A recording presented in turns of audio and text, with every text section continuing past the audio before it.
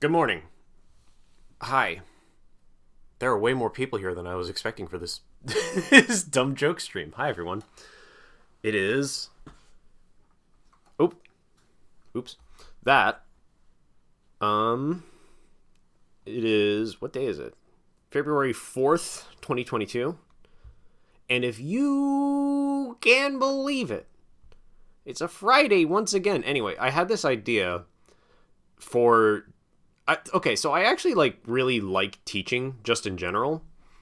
Thank you. For following. There's a couple of things that I am confident in my ability to teach. I don't know the number of the day. You'd have to ask David. I'm pretty confident in my ability to teach some things. One of those things is how to play basic piano and piano theory. So I thought it would be really funny if I tried teaching this with absolutely no lesson plan. Just off the cuff, off the top of my head, see if I can convey this knowledge in an intelligible manner. So this hopefully will be funny, or I shouldn't say it will be funny. It'll be at least entertaining. Hopefully, here's the thing. If at least one person in the audience leaves this stream with, "Oh hey, I learned something," then I'll be happy. That's all I want. Okay. I should switch over to my piano scene. Here it is. Okay. So, hey Mike, I just want you to know that I'm deciding the path of the rest of my life on the Seagull stream teaches me piano. Good luck. Well, Arky, I don't know if I can help you. We can try. By the way, if you've taken a Music Theory 101 class, you're probably not going to learn anything today, in case you are. I know, it's scary. It's a scary thing. Don't worry, it can't hurt you. It can make sounds, though. Is my sound on? Yes. Okay, maybe I should make that louder. Okay, that's good. Okay. Okay. I can't teach you, how to be good at piano, right? Because I'm not very good at piano myself. Can I get a C major 7 really quick? Yeah, here you go. I'm not very good at piano myself. But when I was 15, I asked my brother, hey, how do I play a chord and stuff? And he taught me the most bare bones basic shit. And from there, and just months of just goofing around, I kind of figured my way and just sort of taught myself basic theory like that. And I think that's simple enough to convey. So my idea is I want to start with teaching. Hopefully ideally you at least know, at least you know what the keys are named. And actually, oh no, they're on my screen. This is C. He has a name. His name is C, and all of his friends are there with him. But I want to start from this bare bones knowledge of what a scale is, what a chord is, what a key is. And hopefully by the end of this, you'll be able to play pop songs that you like, or maybe even write a song of your own. I don't know. Only one way to be sure. Where do I start? So, this is already getting out of hand. Oh, where do you start with piano? Okay, so first off, piano is really good for learning basic shit, because even it involves music theory and composition and stuff in general involves. Yeah, hopefully you have a real piano at home, by the way. This is you don't need a piano to strictly follow along to this, but it might help. If you don't have a piano, sorry, I don't know where to get one. Your uncle probably has one. Ask your uncle. You. I'm pointing at you in the audience. Your uncle probably has a piano, right? Go ask your uncle for his piano. And then bring it back to the stream when you're ready. I'll wait. Anyway. So the good thing about piano and learning basic music, you can follow along on guitar. It might be a little hard, because guitar is kind of different. It's kind of, there's advantages and disadvantages to learning on a piano versus a guitar. Anyway, I'm getting off track. The advantage of piano is that everything is pretty crystal clear. Like, even if you don't get the numbers and the theory and all that stuff, you can see, like, what your fingers are doing and, like, what buttons you're hitting on this instrument. And that is, like, easy. That's easy to suss out. Suss out. Oh, shit, I said it. That's pretty easy to figure out, even if you don't get the broader whatever of everything. So I think... How about steps? So, these are all called notes. Or tones. There's lots of names for them. An important one that we're going to use is steps. There are two types of steps. There's whole steps and half steps. A half step, conveniently, is every note ascending or descending. So, this is a half step, that's a half step, half step, half step, half step, half step, half step, that. A whole step is two of those, so you jump over one. This is a whole step, whole step, whole step, whole step, whole step, whole step. So on, so forth. Down and up. Now that's important for...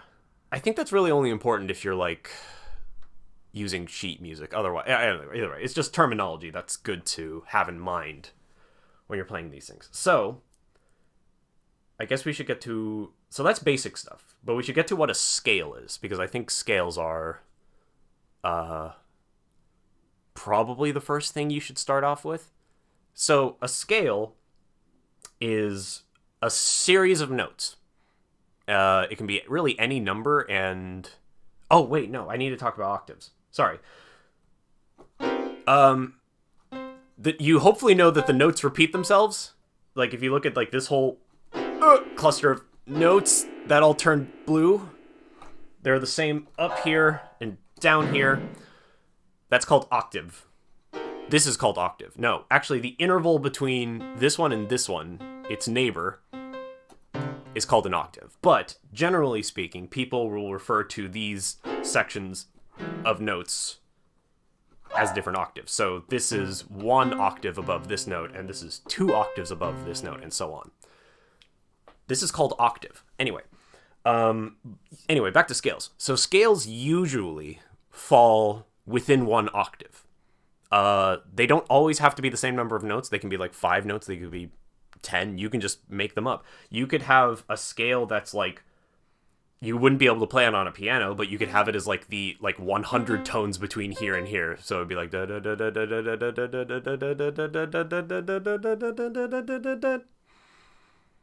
like microtonal stuff. That won't really matter. But just so you know, a scale can be anything.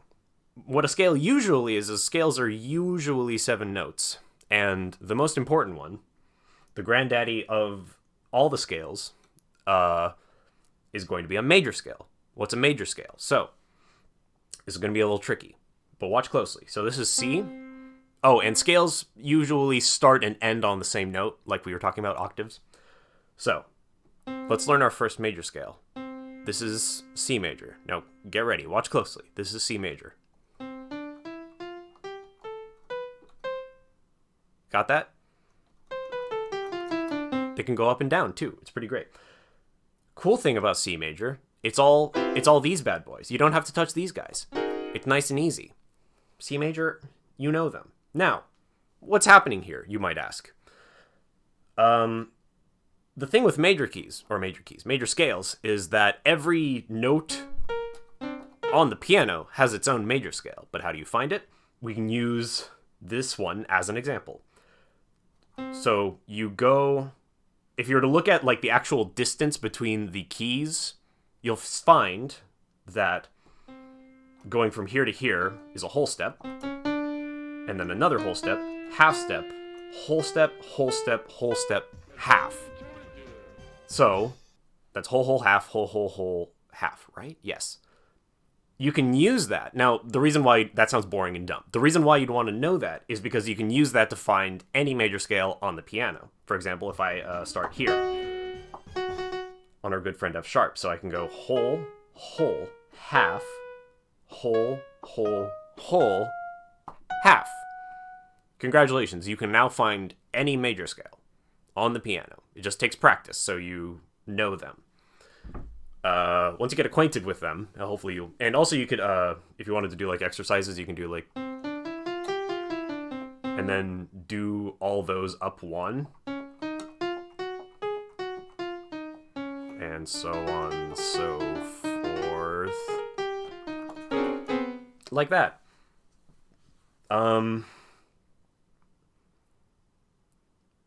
You know that now. What next? Chords, I guess? Okay. Chords. Chords. So we've all been playing one note at a time. Chord, guess what? Oh, actually, no, wait, before chord, interval. This will be fast. Interval is just wouldn't you know it, is the distance between two notes. That's an interval, that's an interval. This is an interval. All these are intervals of different sorts. That doesn't matter exactly right now, but it will matter in time once you either way. But now that's 2 notes at a time. What about 3 notes at a time? 3 or more notes at a time? That's a chord, baby. Some people say that 2 notes at a time is technically a chord. It's a matter of perspective. There's no right answer to it. But that's chords. So how do I play one of those? Well, there's the two most important kind of chords are a major chord and a minor chord. Both of those involve 3 notes. They're called triads because you play 3 of them. Here's what a major chord is. What's it called when you hit every note on the piano at once? Cool. You probably have very long arms.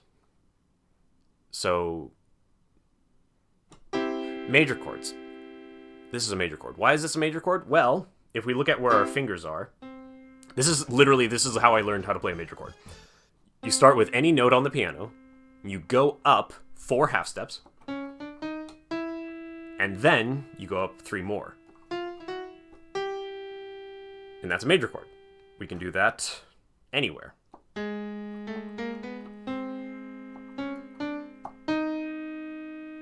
And wouldn't you know it, they're all over the place.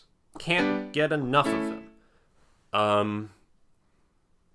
Major chord has a friend called minor chord, which is the same thing, but the intervals are inverted. Like that. So 1, 1, 2, 3, 1, 2, 3, 4. If the counting thing is a little too confusing, literally the way that I do it is like I look and for a major chord, there should be 3 keys between your first 2 fingers and 2 keys between your second fingers. And then inverted for a minor chord. So, those 2 are important. We'll get to the nitty-gritty of a chord later, but you start with those. Oh, I haven't recorded this. I'll have to steal this off Twitch. Hopefully I didn't play any DMCA-able music at the beginning. Whatever. So here's where things get cool. That's okay. The lesson has just started. So what now? Scale degrees? I guess scale degrees make sense. So, okay, so let's take chord knowledge and apply it to scale knowledge. Oh, by the way, so the thing with scales is that, okay, so for this scale, we're not touching any of the black keys, right? Those are not within this scale. Scale, hang on, I'm getting ahead of myself. Those are not played within this scale. I'm trying to teach. Oh my god, this is hard. How do teachers do this? I'm trying to find a way to teach about diatonicism. Whatever. All you need to know is that when you play the notes within a scale or key, keys and scales are sort of the same thing conceptually. They're not exactly the same thing. We'll get into why that is in a bit. But when I say key and scale, it's essentially the same thing. So those are essentially interchangeable for this lecture. I say lecture in the world's biggest quotation marks. See, I wish I had a webcam for this. I'd feel way better, or probably way sillier if I had a webcam so you'd be able to see my fingers and what I'm actually doing. But this will, our cool visualization system of my MIDI piano, which also has a delay on it. You hear that? This is a inopportune setup, but we're working with it anyway. So, something magical happens when you play chords that use the notes of a scale. So, for example, we know what C major is already. Our good friend C major. And wouldn't you know it, all the notes in the C major chord are tones or notes within the scale, right? So, in other words, playing in C major, you'll notice that there's 2 white keys in between our fingers. So, what if we were to go up and play all of the iterations of that across the white keys, like this? You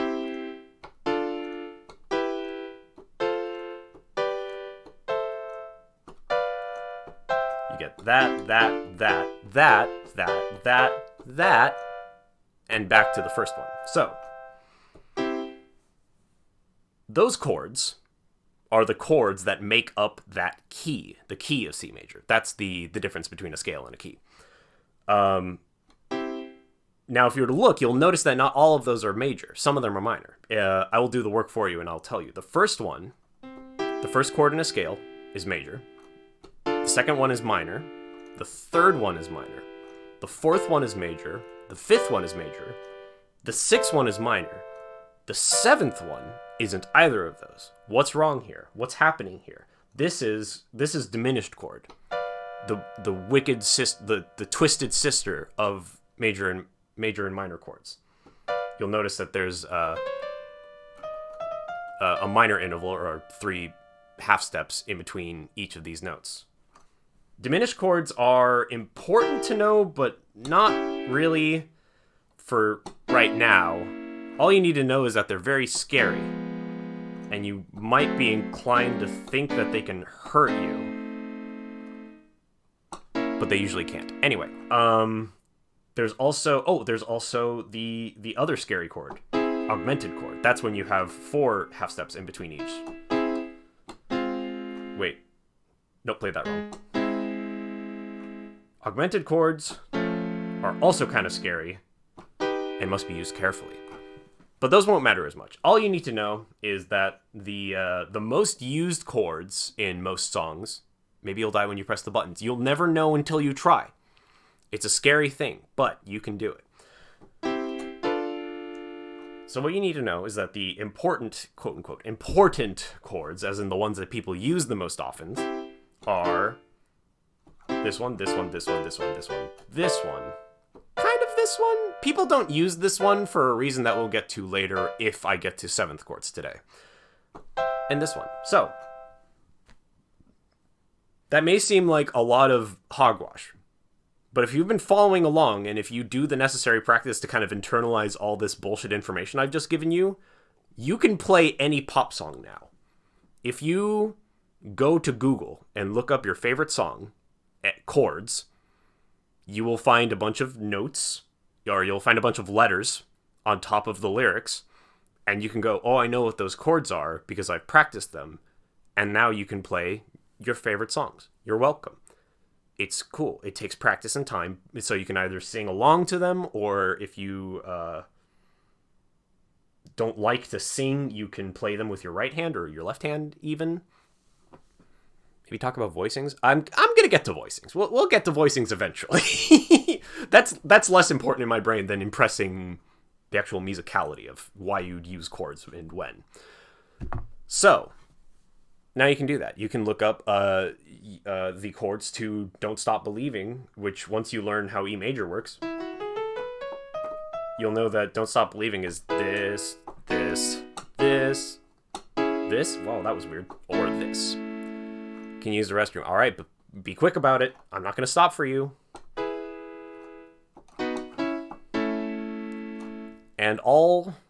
So the thing is, and the way that I learned was essentially just like I just kept looking up songs that I like and playing them. And because I'm a weirdo, I would start thinking about like the relationships between them, like what chord is going to what, right? Because numbers for music theory stuff, like especially if you ever look into like basic music theory transcription, you'll see a lot of Roman numerals. The Roman numerals can be kind of scary, but they're kind of important because those relationships can be translated to any key. So if you learn how to play a song in C major, you can, you only know, I know that this is C major, this is D minor, this is G major, but you might not necessarily know what those relationships are. Oh, is your stream buffering? Is my stream dropping? Okay, my stream's fine. I'm sorry that your stream is buffering. If you learn these relationships, you can use them in whatever key you want, which doesn't really matter if you're just kind of writing stuff in C major. There's a lot of musicians out there who just like write all of their shit in C major and then just transpose it later. That's fine. You can just do that. You don't need to learn all the nitty gritty stuff about keys right now, which is why C major is nice for learning music in. So, now then, to get to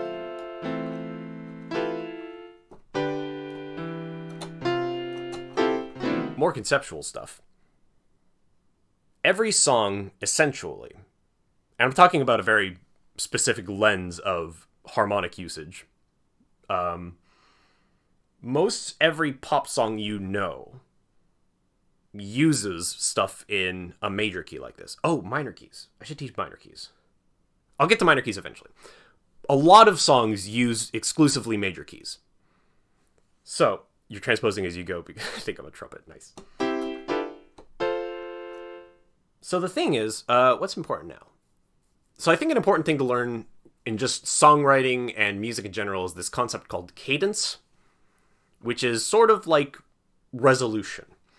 And it can be used in a broad sense, like the last note of a piece, the big climactic, resounding rest. But it's also a smaller thing. It's a micro thing that happens continually throughout a piece of music.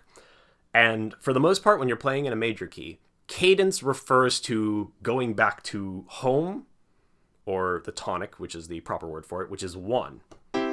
So in C major. So if you're playing a song in C major, and say you were just to kind of randomly slap keys here and there with not much of a care in the world, you'd eventually get to a weird place that everything always wants to go back here.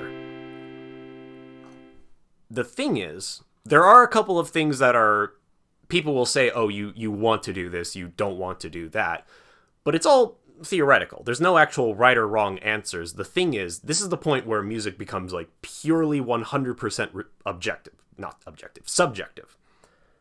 The subjectivity is the really important part here, because it's all, and that's why music theory is called theory. It's not music science. It's just that people have done this for long enough. It's like, generally, this seems to want to go here. Which is an interesting way of putting it. It's not so much like, oh, when you play this note, the most precise, best note to play after that one is this one. It's just kind of, when you play this chord, if you're in C major, and you play this, it wants to go somewhere. Where does it want to go? It wants to go to here. Why is that? There's a lot of reasons for that. But the most important one that you need to know is because it is the 5th chord. So 1, 2, 3, 4, 5 major chord in the key. This is actually called a dominant chord because it is the most dominant chord that wants to, it is most dominant in wanting to create that cadence to 1. That is literally called a dominant cadence because it wants to go back to 1 so badly. And once we get to voicings, there's more specific reasons why that is, but that's all you really need to know. But that's not the only cadence there is. You can really cadence from anywhere to just kind of varying effect. For example, if I were to cadence from 1 to 3 back to 1.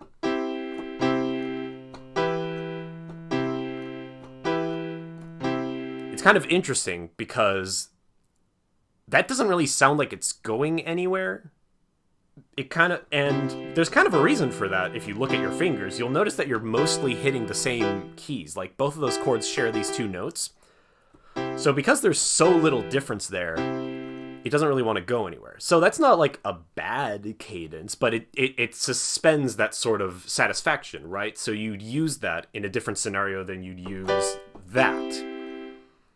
So it's better to think of these things not as, oh, this is the wrong cadence to use, this is the right cadence to use. It's which one has the most strength, which one has the most pull, which one has the most satisfaction. There's all these subjective values that once you it's not the sort of thing I can teach you. It's the sort of thing you have to learn on your own, because especially if you want to make music of your own, you kind of have to form your own idea of what that means. Even if it's the same as everyone else's, you have to form your own visual of that. Are there any questions so far? I've been going kind of fast. You're going to hate when we get to deceptive cadences. Deceptive cadences can be scary. We'll learn about those eventually. Music is entirely, Eumenian's right, music is entirely fuck around and finding out. That is just how everything works. So, what other cadences are there? Oh, plagal cadences. Plagal cadences are nice. That's when you go from 4 to 1. No, I get it. Even if you're being completely sincere, that's really fucking good. Thank you. Yeah, I'll definitely get a VOD for this uploaded somewhere in case anyone wants to watch it later. Plagal cadences are also called amen cadences. So plagal cadences from 4 to 1. In this case, that's 4. 1, 2, 3, 4. It's also called an amen cadence because you can usually visualize like...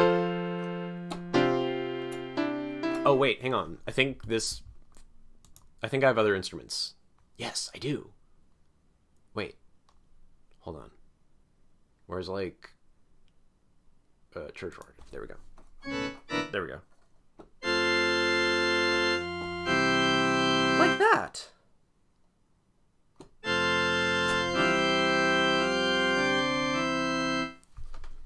Plagal cadence. Nice. But it doesn't have to be churchy sounding. In fact, what was the instrument I was actually using? How's honky tonk piano sound? Oh boy. Electric piano. Is that harder to... How about this one? Play the most scary music ever, please. That sounds so not scary. Hang on, I need to switch back to church organ.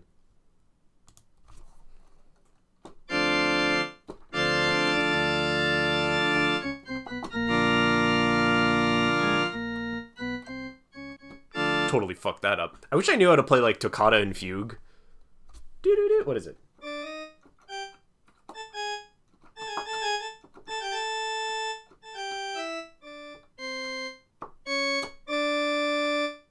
What is that in? F sharp minor? No. I can't even tell. Anyway. I'm not good at playing scary music. I'm sorry. I'm sorry. Anyway. So...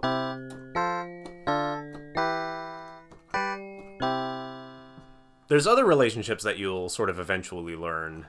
Will this be on the test? Maybe. I don't know.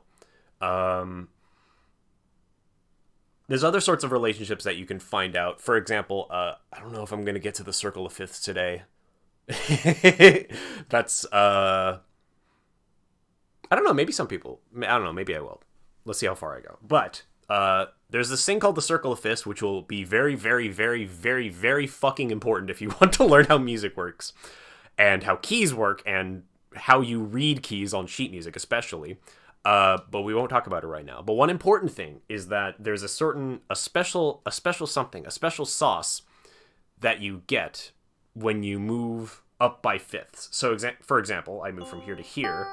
I go from here to here. I go from here to here. No, here to here. Sorry. Go here to here, so on and so forth. What that gets you is a special relationship between all those chords and keys that are a fifth apart. So, actually, I'm going to switch back to that. What other piano instrument was it that I was using? Okay, I think it was this one. So, chords that are a fifth apart have a special sort of relationship, and there's a cadence, there's a progression called the circle of fifths progression that is based on that. And that is a cool one to learn, not because it's like good. There's not a lot of people that are like using the circle of fifths progression, but like it's good in that it is like a very mathematically sound progression. So you can technically go as far back as you want, but that really starts at 3, 6, 2, 5, 1. So if you're in C major, that's...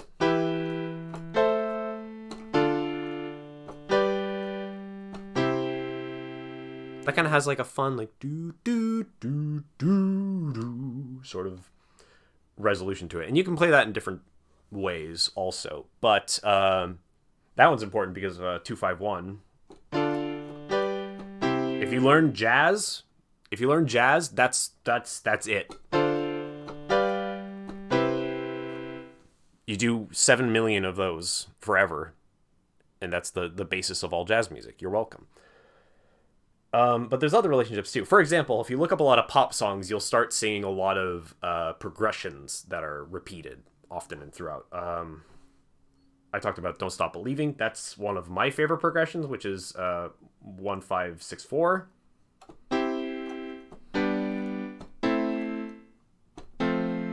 That one.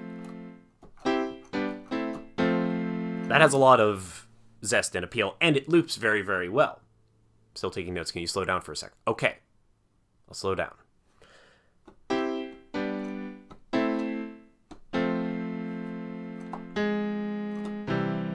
What was that? What did I just do? That's called mode mixture. Well, I'll probably get to that a little bit later. Anyway, what next? So you can play that. Well, I guess I should talk about minor keys. So minor keys. Have I even talked about minor scales? I haven't talked about minor scales. Okay, major scale. Start from a note. Whole, whole, half. Whole, whole, whole, half. Minor scales are like that, but a little different. The note order, or sorry, the step order is different. So in a minor key, minor scale rather, you have whole, half, whole, whole, half, whole, whole. Nope. That's bebop.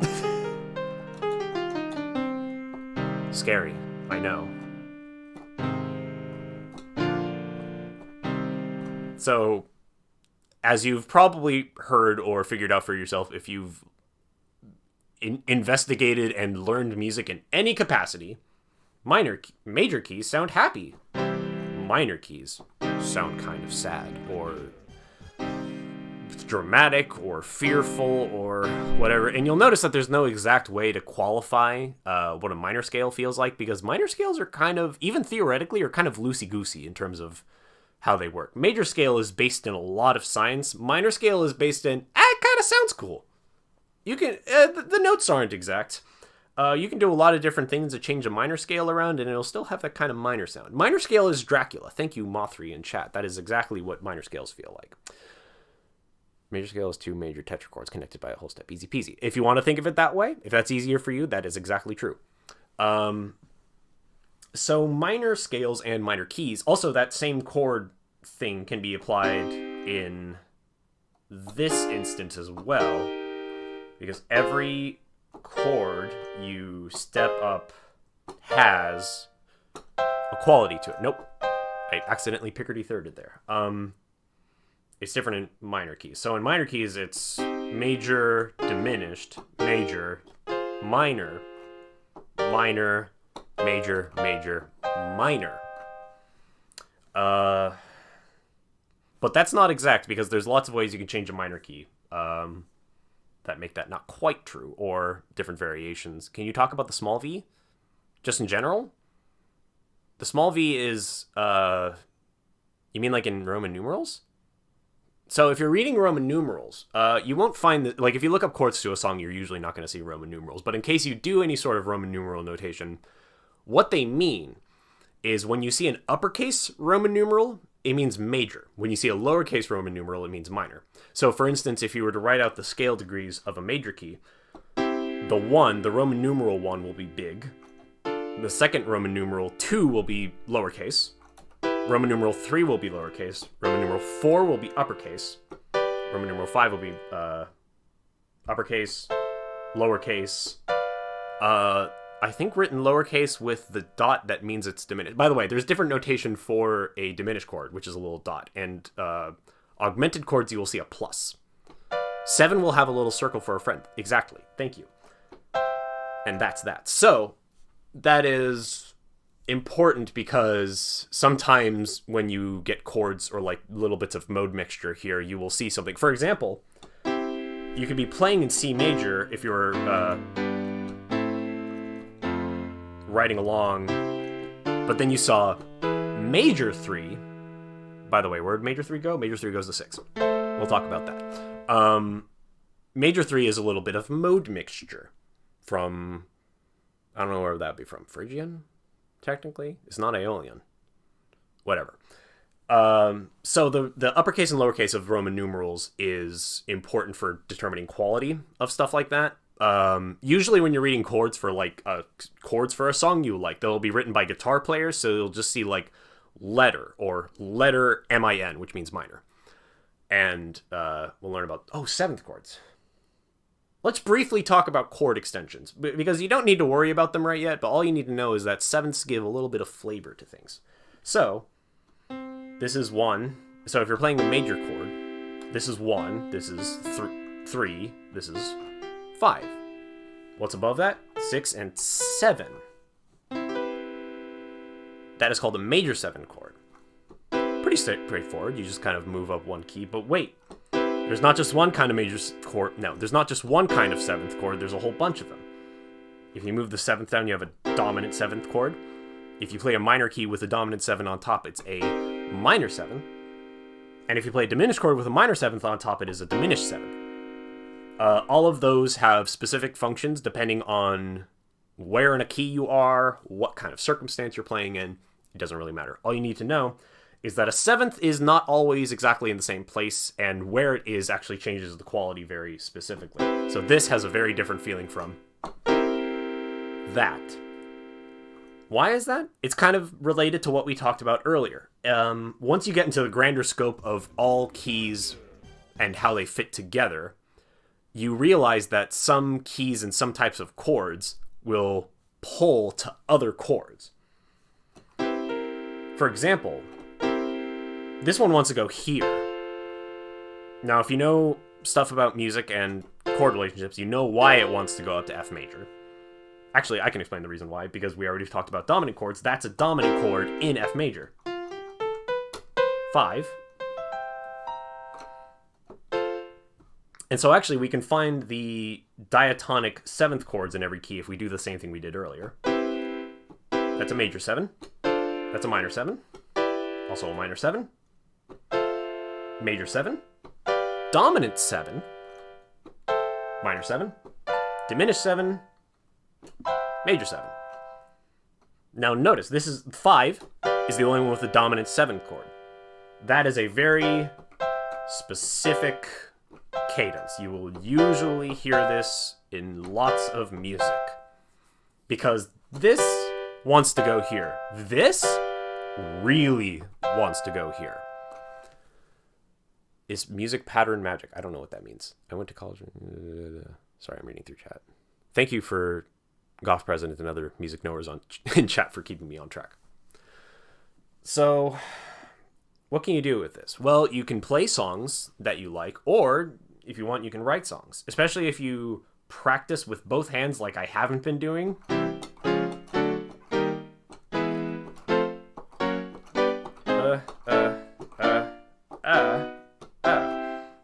Then you can play chords with your left hand and play stuff with your other hand.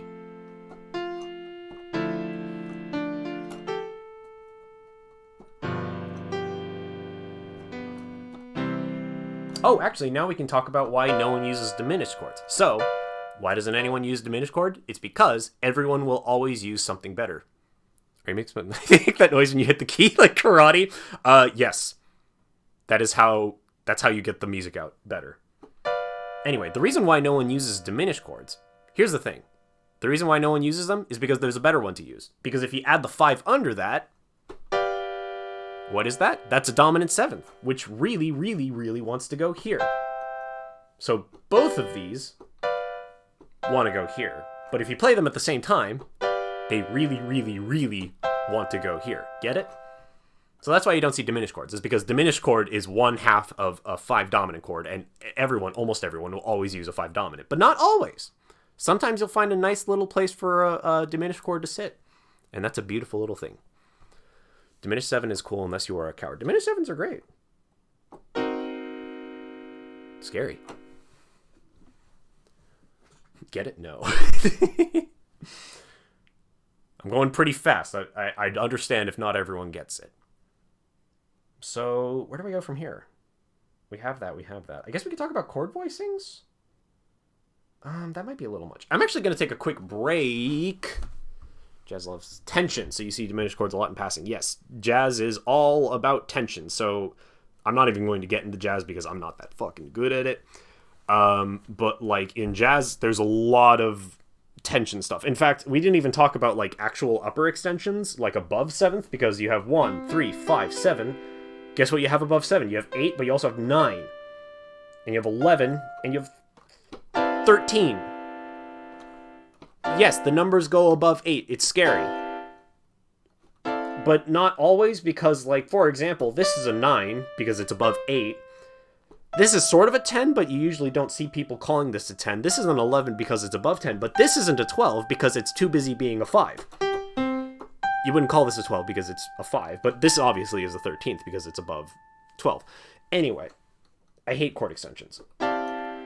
Wait, but they sound really cool. So that's, you learn more about that if you look up jazz. The chord progression in that song lives in my brain run through, but I don't know the theory to do it. Which song? Oh, hang on. Sorry. You know Aspertia City from Black and White 2. What's going on there? Let's answer that really quickly before I take a break. I don't remember what that song sounds like. Hold on. I can't imagine this will get my thing flagged. Let's see.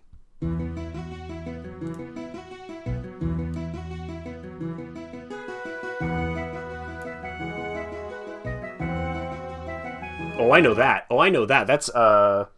That's an augmented 1. Or no, that's an augmented chord going up to something. Hang on.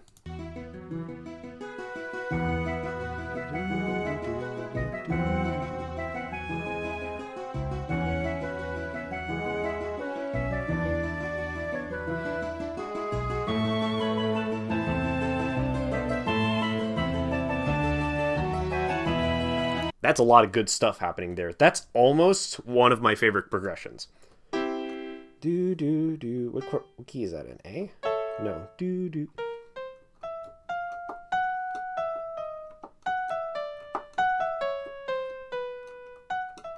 Sounds like it's in B. Or E? Do, do, do, do, do, do, do, do, do, do, do. Okay, that's what it is. So, yeah, Goth President's right. It's 1, 1, Aug, 4, 1 dominant 7, 4, 4 minor. So that's really cool. So this is where augmented chords are kind of handy. That you'll hear that a lot in like doo-wop music. 1 augmented 1. So wait, E. I guess voicings would be important to talk about a little bit. So voice is a term that is used to refer to... So when you're playing more than one note at a time, each one of those notes is a voice. So for instance, if I'm playing... Or, wait. Fuck. If I'm playing this, all those are voices.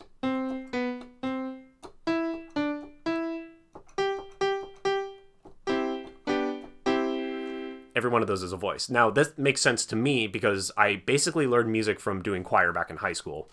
So each person was like literally singing one voice part. So voicing is not only so voicing specifically refers to like which notes are going where at every time. So for instance, this is bad voicing for it's not bad voicing, but it's not great voicing because like if you were to see my webcam, you'd see that like I have to move my entire fucking hand to do that. Figured bass my ass. Oh, fuck figured bass. I don't want to fucking think about figured bass. Don't worry. Just fuck figured bass. I don't even remember how to do that shit. Actually, I could probably remember if I took a moment. But I have purposefully purged that from my brain. Don't worry about that if you don't know what the fuck we're talking about. It's stupid. Anyway, so voicing is important for piano playing because, say, I'm playing 1 to 5. My fingers really have to move to get from there to there. But With voicings, you can do a cool little thing called an inversion. What's an inversion? It's when you play the same notes, but you play them out of order. For instance, those are all the same chord. It's just voiced differently because there's a different note on the bottom and they're different distances. This is also, you could also play it like this. Nope, not like that. Like that. They could be really any distance apart from each other and still technically be the same chord, just the voicing is different. Now, usually when you're playing piano, you want the voicing to like make sense with where your hands are, right? So one voicing I like is like doing really open voicings like this, because that's like easy to do with two hands and it sounds nice and you can go lots of places. You can kind of go in or out with it. Nope. Really bad at piano.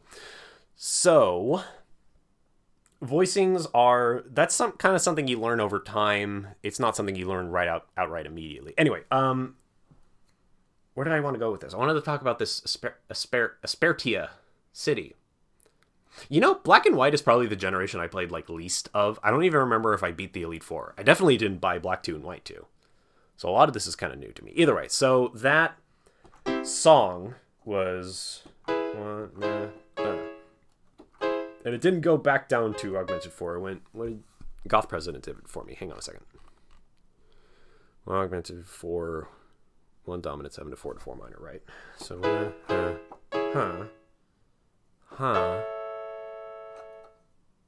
dominant 7? Nope. Either way. The really important part, the sweet sauce there, is that, like that. So what that actually is it's 1, augmented 1, going to 6, minor, technically, if you wanted to think of it that way. Or I think it could be going up to 4? I'm not quite sure. But the important thing, because you can hear it, is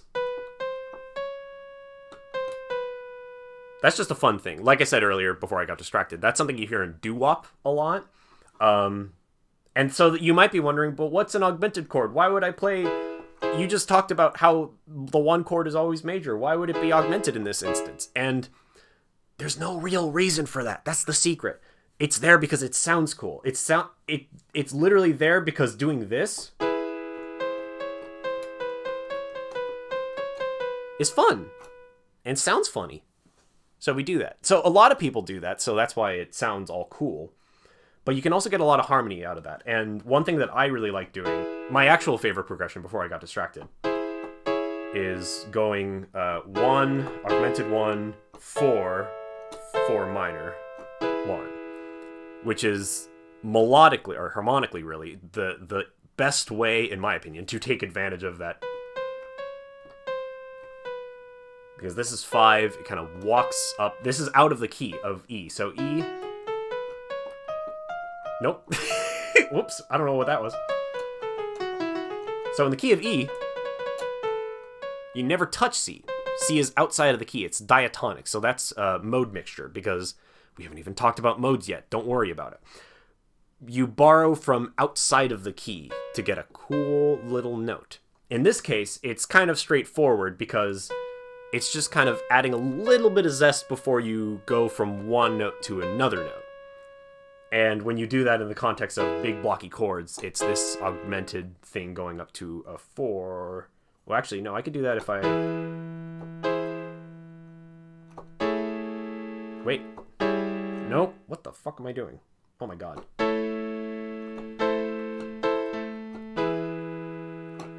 So there's lots of things like that. I don't exactly know what kind of like mode mixture that is. That would be a augmented 5 or a flat 6. There's lots of things with a flat 6 in it. If it was 4 before that 1 dominant 7, then it had a 5th in the bass, because that's how the progression feels best. That's a good way of putting it. So, yeah. So that's that song. I was gonna go. I got completely distracted before I could take a break. I'm gonna take a break. Hang on. I'll be back in a minute. Do I have a add text BRB? Oh, you can't see that above my white screen. Okay. Be back in a minute.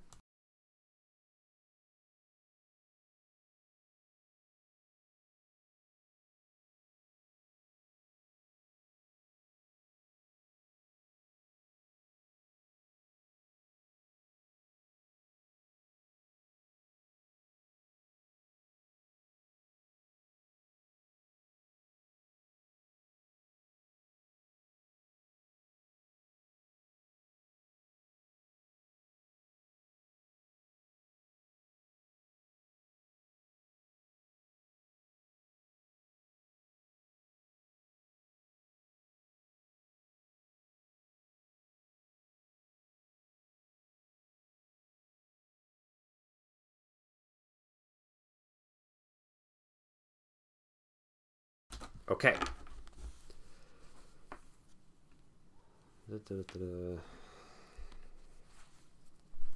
Just note names of how to play anime songs. Yep, modes are scary. And modes are mostly scary because, quite honestly, if you've taken an academic music theory class, they care so little about modes, you probably just learned them wrong. In fact, let's delve into modes a little bit in the simplest way possible. I think you're old enough to learn about relative keys. So, we know major scales, like that, except better, and we know minor scales. Now, those are the same note. They start from the same note. That's C major and C minor. But they have a lot of different notes in them. Like, that's a bunch of black keys in the second one, as opposed to the first one. So you might be wondering, why does that matter? Something interesting happens when we play A minor. So if we were to play A minor, start from A, and do the exact same steps that I told you earlier to find a minor key, here's what A minor is. Fuck. Oh my god.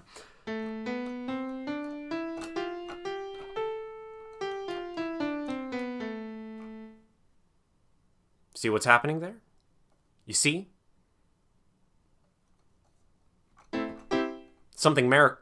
Fuck, I can't talk today. Something magical has happened. Both of those, both A minor and C major, use the exact same notes, despite them being completely different qualities.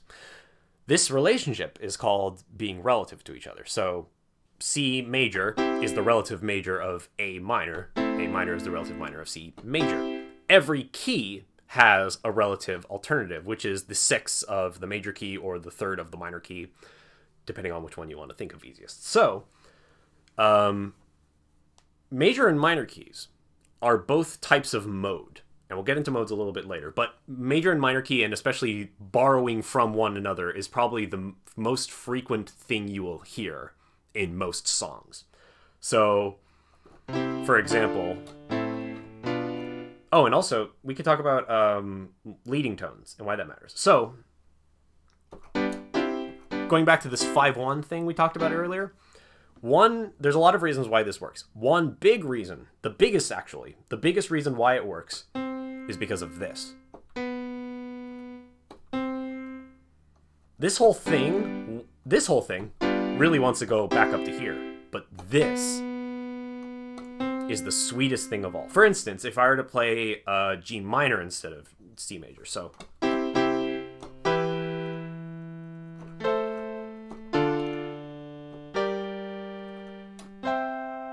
That just fucked everything up, right? That didn't sound... Like it sounded okay. Like, it didn't sound bad exactly, but it was missing the leading tone. That's the special sauce. That's the special spice of life. Can we talk about harmonic and melodic minor too? Yes, we can. Even though it doesn't matter as much. I mean, we'll talk about harmonic minor because that's the one that you are used to. Anyway. So. Now you might be thinking, well, that sounds kind of nice. It sounds kind of spooky. But I think it would be even better if it was very spooky. So what do? We added that leading tone into that minor key. That is called harmonic minor. It's called harmonic minor. I don't know why. It sounds nice. It's the most harmonic of them all. So, in fact, people favor this leading tone above the actual seventh of the minor scale so much that you usually hear this instead of this. Which is why when you're playing a song like this, that's very spooky, and you hear... You know exactly where that's going. That's going back to here. Now the scale has an augmented whole step. It is very scary. It's a very scary thing. So, that, I guess that's technically a bit of mode mixture if you wanted to think of it that way. But you don't know what mode mixture is because I haven't taught it to you yet. So, I'm going to go over modes as simply as possible. So we've been talking about major and minor keys. Those are the two most important, really, things in most music. A major key and a minor key are two types of mode. There's actually 7 of them Now I know, pretty scary, but most of them almost never, ever, ever, ever get used. So they're just kind of a rare treat for every once in a while. So you don't need to know them exactly. There's seven of them. Major key and minor key are just 2 of them. There's Ionian, Dorian, Mixolydian, Lydian, Phrygian, Aeolian, and Locrian. Ionian is major, Aeolian is minor. That's why major and minor is easier, because you're like, what the fuck, Aeolian? What the shit does that mean? Don't worry about it. It's fine. Just call them major and minor. It's fine. Locrian, nobody uses Locrian, but Locrian's pretty fucking cool. You can do some crazy stuff with Locrian. Either way, so the important thing about what makes these modes is that the modes are like scales in that they have 7 notes, or 8 notes if you wanted to count the end octave, but there's slightly different things in them, or there's slightly different relationships. For example, the closest one to major, I think, is Lydian. This is what Lydian sounds like. Kind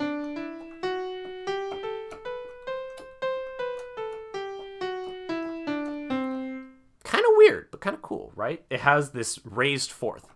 So essentially, you play a major scale, any kind of major scale from anywhere on the keyboard, obviously, and then you raise the fourth by 1. Which means if you adapt to that, you can make some kind of fun, interesting harmonies, because you got stuff like this in C major. So it sounds kind of weird, and it doesn't always work in the right way you want it to, but you can make some cool stuff with it. Either way. And then there's different ones that are just entirely different. So the reason why what other ones are there that I can remember off the top of my head? Dorian. Oh, also, some of them, some of the modes are more major and some of them are more minor. For instance, Lydian is definitely much more major, but Dorian is a lot more minor. And I think Dorian is flat 2, flat 6, I want to say. So I think this is C Dorian. No, I fucked that up. Wait, is that it? Or is it raised 3rd? Oh, fuck. I need my book. Hang on a second. Dorian is minor with raised 6. Okay, thank you.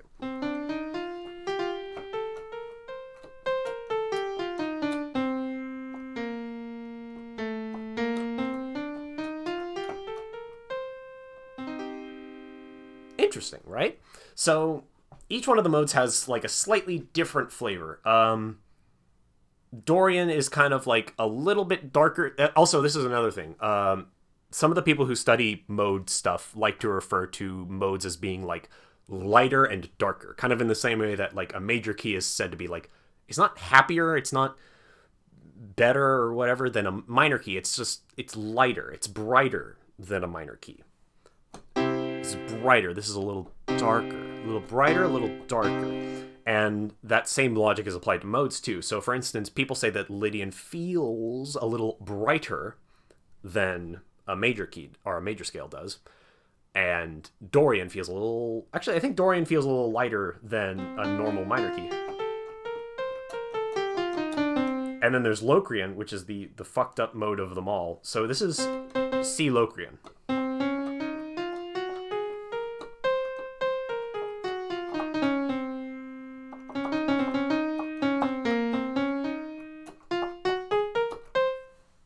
A little fucked up. No one ever uses it because it's so goddamn weird. So, music majors love describing shit as bright or dark. It's true, because there's no right answers for what sounds a certain way in music. It's entirely subjective. So people use words that, like that you'd use for taste or for color also. You'll hear a lot of like, oh, I want to add more color to this. I want to make this lighter. I want to make this darker. And stuff like that. So you kind of, people do have sort of conventional subjective words that like little adjectives that they use for this, but it's all loosey goosey. It doesn't make sense. I want to make this song taste more like spaghetti. Exactly. So why did I even teach you modes?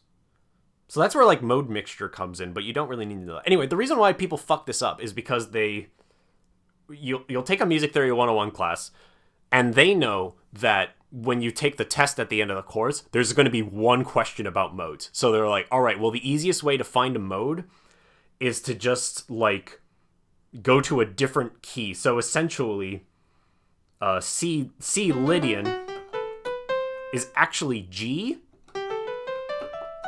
but you start from C, right?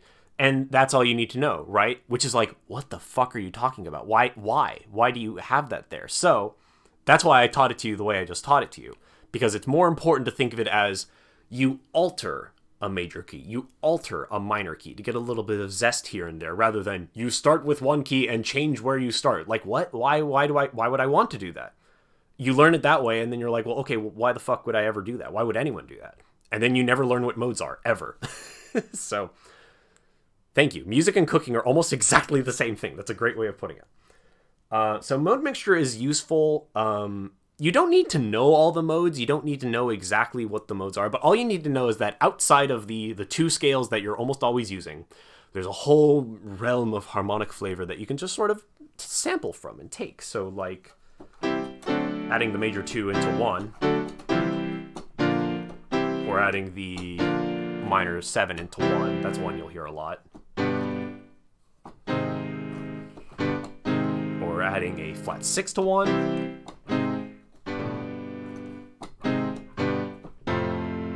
There's all sorts of different flavors you can get. And so also when you see a song that uses flat 6, flat 7, flat 1, which you definitely will eventually, because tons of people use that, you will understand, like, oh, that doesn't really make sense. Oh, wait, it's borrowing from some other mode that I don't understand. That's okay. That makes more sense.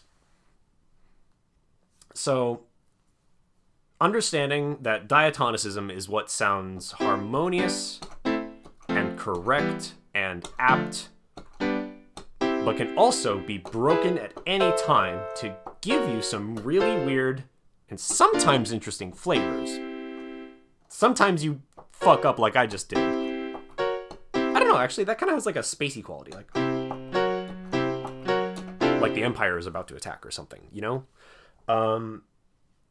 But that's the thing, it's all subjective. So you just kind of trounce. All I can teach you is how to trounce about a piano and sort of discover this sort of stuff for yourself. And if you have the urge to want to make this sort of stuff yourself, I think this is the sort of the essence that you need to know for, like, figuring it out yourself. Also, this exact same shit I'm telling you is, like, everywhere on the internet. Everyone, tons of people that are way more qualified than me have taught the exact same things that I'm teaching right now. So you can just fucking probably look up a tutorial on YouTube for stuff like this.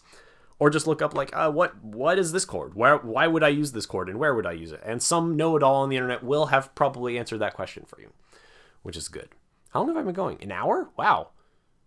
Hey, you know, I've been fucking up a lot, but that's actually better than I thought I'd do. I didn't think I would get this far in, like, 1 hour. Yes, having a baseline for this to work off of is important. Like I said, literally when I was, like, a teenager, I realized I didn't know anything about melody, or, like, literally I was in high school. Okay, I played piano when I was, like, a kid. I used to know how to play, like, the first movement of Moonlight Sonata because I went to, like, piano lessons and stuff like that. Did piano recitals and everything like that, but I was like, well, this is boring, I don't want to do this anymore. And then, like, in high school, I started doing, like, theater and choir, and I was like, oh, what's a melody? What's a harmony? And then I was like, oh shit, music is really fucking cool. Why did I ever stop learning piano? God damn it. So I literally asked my brother, who knew more music than I did, was like, hey, what's a major chord and what's a minor chord? And he literally just taught me, like, what that was, and then I just went and taught myself everything else. And now I can kind of write music, and I'm pretty good at it. Even though I can't play very well. I could play better if I actually exercised and did scales more and stuff like that. But all you need to know to write music is just, like, how chords work and how people sing on top of them. And it's one of those things that's like, you become a better writer if you read more books. You become a better artist if you look at and analyze more paintings or more drawings or more art in general. You become a better musician by listening to more music and learning more music. And it's pretty easy. Everyone can do it. Anyway, like, if you take this knowledge with you and you just, like, all right, well, now I know how to play chords, I can look up my favorite song, Bad Romance by Lady Gaga, and be like, oh, I know... Wait, no, it's... Bad Romance... Whoa, wait, no, whoa, no, what? Hang on. I want your love and I want your revenge. Wait, no, that's not it. What is it? All right, hang on. Bad romance. Fuck. Bad romance. Chords. Ukulele, piano, acoustic, hailstorm. There's a hailstorm cover of Bad... Oh, there is a hailstorm cover of Bad Romance. That's right. All right. Pre-intro. Whoa. I see. Okay, hang on. Let me just capture my fucking display. Let's do that. Let's do some real-time studying. Oh, fuck. Why don't I have a window capture for fucking Chrome? All right, there it is. Whatever. Who cares? Look at that. Oh. Caught in a bad romance. You see that? That's F. You see that? That's G. See that? That's C.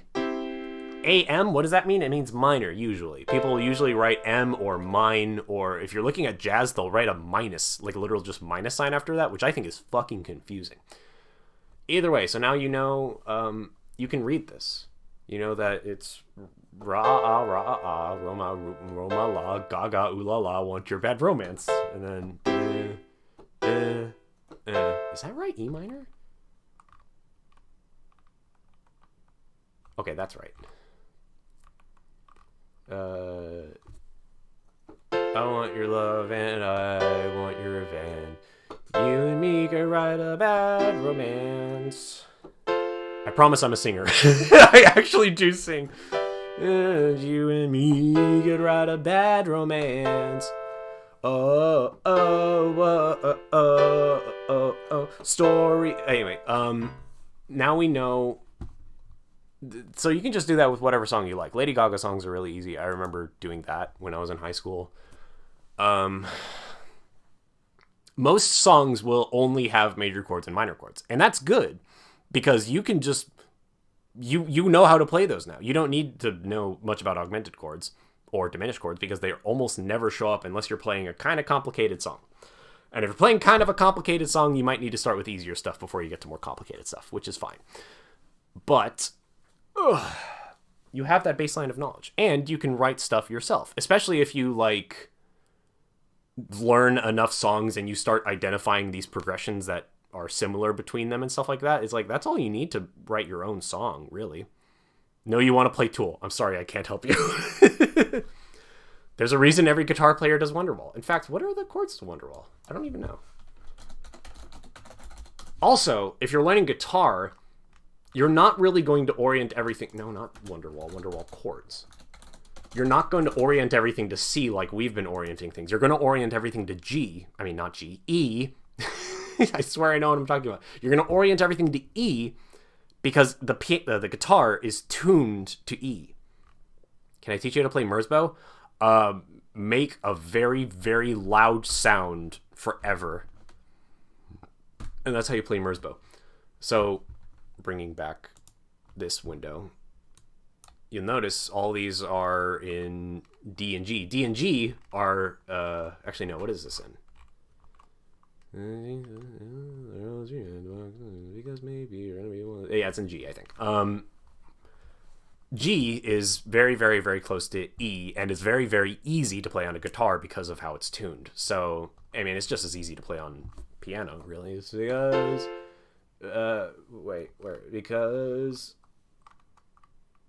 Oh, sus4! We have... Oh, look at that sus4! Hang on. Backbeat, the word... What the fuck? Hang on. What... Does this person have it in the wrong key? Okay, wait a minute. Hang on. Sorry, I need to figure this out. Because... Maybe... Nope, that's not it.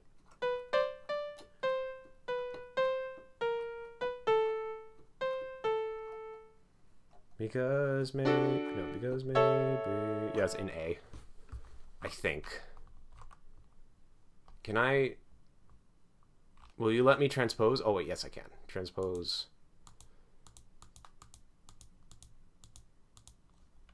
Right? Because maybe... You're gonna be the one that saves me. And after all... You're my Wonderwall. I think that's right. Okay. And all... No, that might not be right. And all the roads we have... Oh, okay. Wait. It's in D. I fucked up. And all the roads we have to walk are winding. And all the lights, at least they're blinding. there are many. Wait, I should get.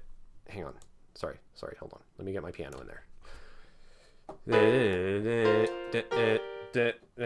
Winding.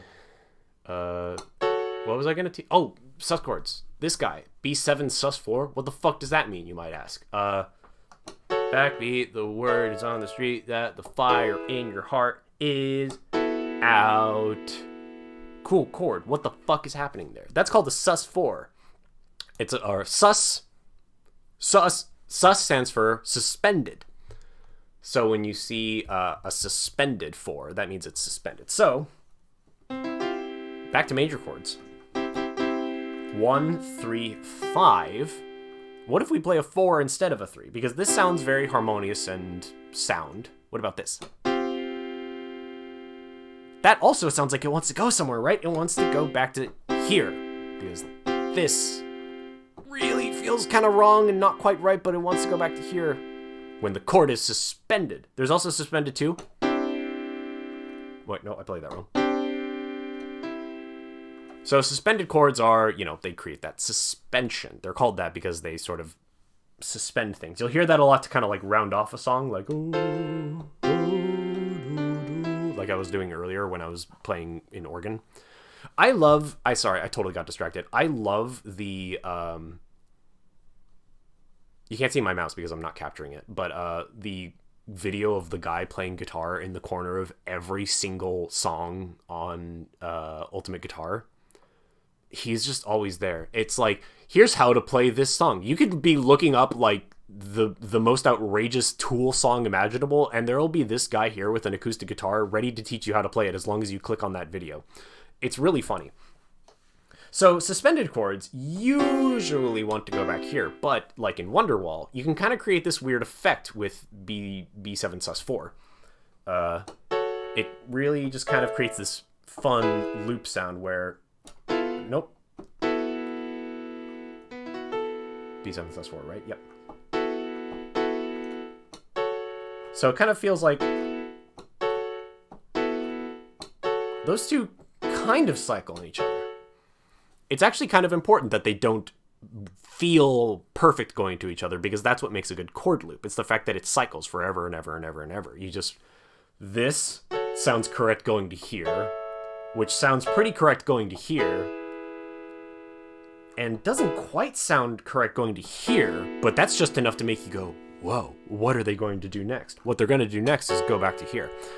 But those things happen too fast for you to like analyze in real time unless you've looked at a ton of music and you've trained your ear and you know these things off the top of your head. That's the cool thing about music. You can create these really quick impressions with things like that just kind of fly over people's head, but they will still understand and they will still process just enough to be like, oh wow, oh that's cool. Anyway, I got distracted by Wonderwall. Anyway, there's Wonderwall. Get it? Because it's going away. I look up a bass tab and he's still there. Exactly. I look up bass tabs all the time and that fucker's still there playing an acoustic guitar. And it's like, that's not what I need. That's not what I need at all. Okay.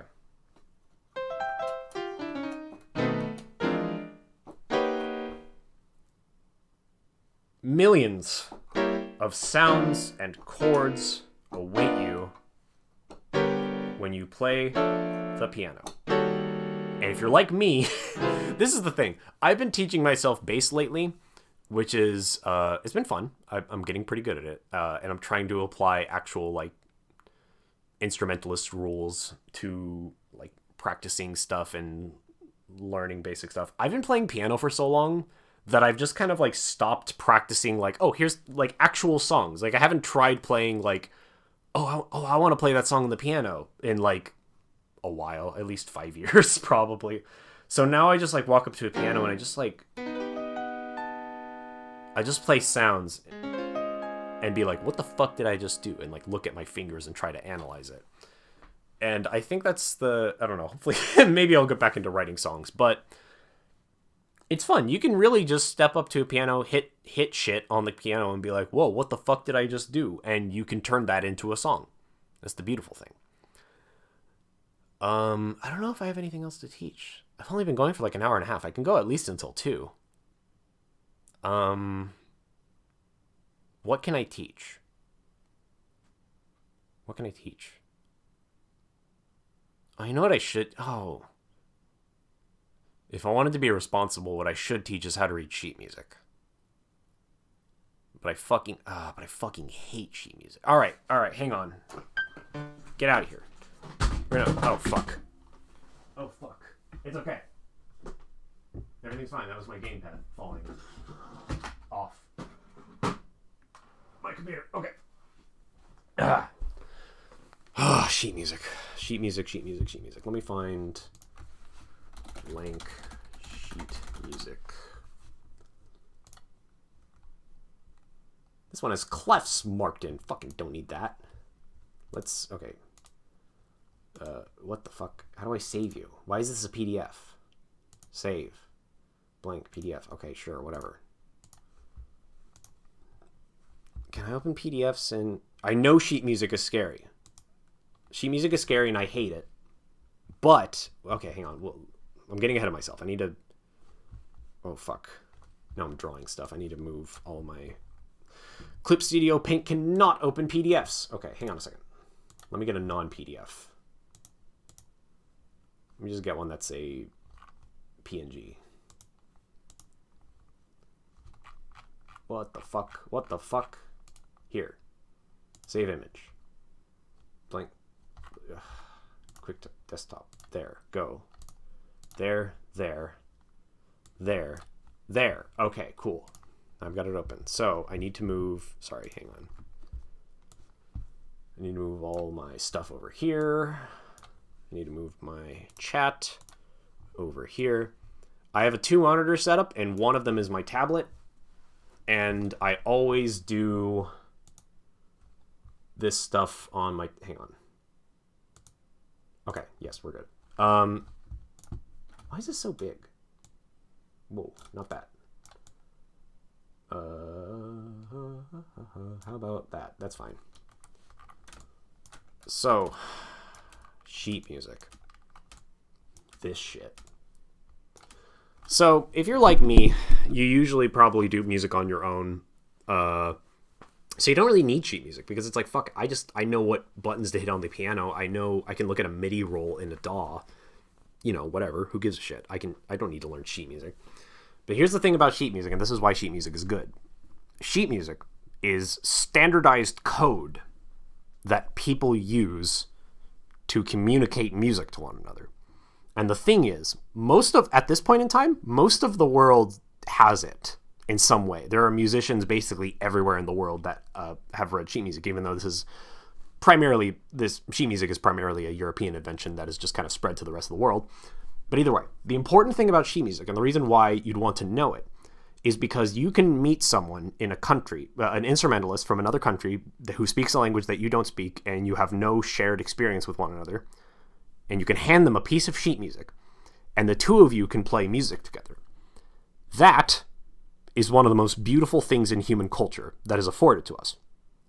So if you want to play music with other people, it's good to know sheet music, both as a practical thing and as a disciplinary thing. I don't know. Peace and love on planet Earth. Exactly. Thank you for putting that better than I could. Hang on, I need to move my mic so I can draw. So let's... Okay, there's a lot of dots and lines involved. Dots and lines are scary. Hold on. There we go. Nope, that's not right. Nope, that's not right. So, sheet music has got 3 lines like this. And dots go in here. A dot can go here on a line or here in a space. This is all coming back. These are steps. Because you step up to here, you step up to here, you step up to here, you step up to here, so on and so forth. Like steps on a ladder, steps on the stairs, whatever you want. Now, are they whole steps or half steps? You don't quite know. You don't quite know until you add things called accidentals after them, which tells you if they're sharp or flat. I don't even know if we've talked about sharp or flat at all during this lecture. Sharp means up, flat means down. Sharp... no, G. This is G. This is G sharp. This is G flat, or F sharp because it's above F. So every single black key has a name relative to the white keys. And they all have two, because, and this is called enharmonic. They are enharmonic because they both mean the same thing. Enharmonic equivalence. So if you're writing sharps and flats in sheet music, you use a little pound sign or a hashed tag to mean sharp, and use a little B to signify that it's flat. Now then, what is this? This guy, who is he? We don't actually know. We don't know until we write a clef here. Let's, damn, that was pretty good. I still don't remember how to do that. Okay, this is our good friend treble clef. He's also, oh fuck, this is all in one layer. Shit. It's okay, it's fine, it's fine, it's fine. New layer. Do that again. This is our good friend treble clef. He's called treble clef, or he's also called G clef. Do you know why? Because this little spiral points to this line. This line is where G goes. Got it? This is G. His friend's F. F is down here. E is down there. I should do this the other way. This is G. This is F. E. D. Hey, there's no lines down here. What do? That's okay. You just draw a line through the note to signify, okay, we're making lines go down. You can just do this forever. If it's really far below, it's down there, this is F. Yeah, this is F. Okay. So, G clef. And if you want to remember this, there's mnemonics for this. I always remember this is F, A, C, that's a terrible A. F, A, C, E. This is face. So we know that this one is F. We know that this one is A. We know that this one is C, E, so on and so forth. Treble clef has a friend named bass clef who goes here. Bass clef is lower than treble clef, which is why it's called bass clef. The way to remember what bass clef is all about is that this line between his two dots is F.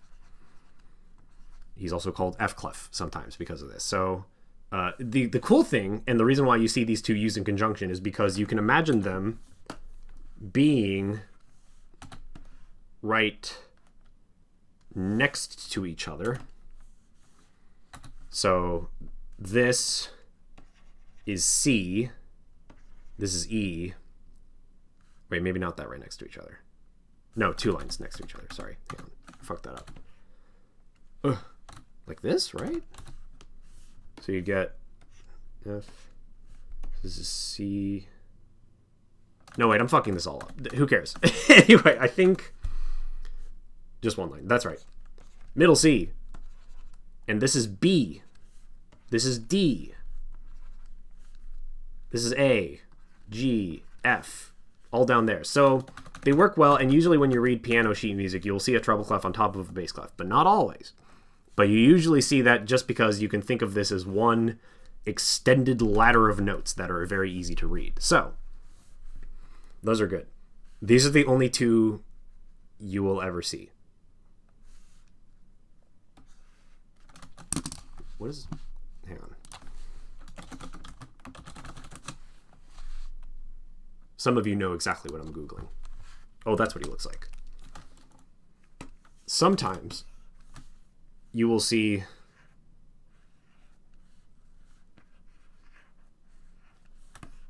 I made him look too much like a 3. If you see this guy, get out of it. If you see this guy, get out of there. Don't give him the time of day. Don't let him know what you're about. Just ignore him. Ignore him and he'll go away. Anyway, unless you're a viola player, in which case I'm sorry. What do I need to talk about? Oh, time. Oh fuck, I haven't even talked about rhythm. Who gives a shit? You learn rhythm. I'm white. I can't help you there. Now you need to know keys, and this is where a circle of fifths gets important. Because what key are we in? For instance, if we're in F sharp, then if I were to write an F chord, like F sharp major, if I were to write an F sharp chord like this, the dots are on top of each other, which means they're played at the same time. I would have to go, this one's sharp, this one's also sharp, this one's also sharp. And I would have to do that anytime an F sharp chord showed up. That's dumb. that takes a long time. It is boring. How we know, or one way that we simplify these things, is that we append all the alterations that are made to a key. Oh, by the way, if there's no... Okay, hang on. Sorry, I'm getting ahead of myself.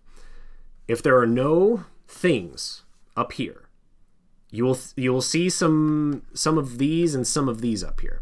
If there's none of them up there, then you know that we are in C major. All the notes here will be white keys, no matter where they are. All be white keys. But we know what the other keys are because they have different numbers of sharps and flats, and that's where the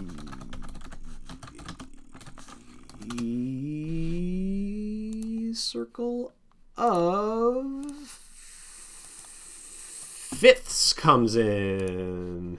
This bad boy right here. Why is he not all on my screen? Hang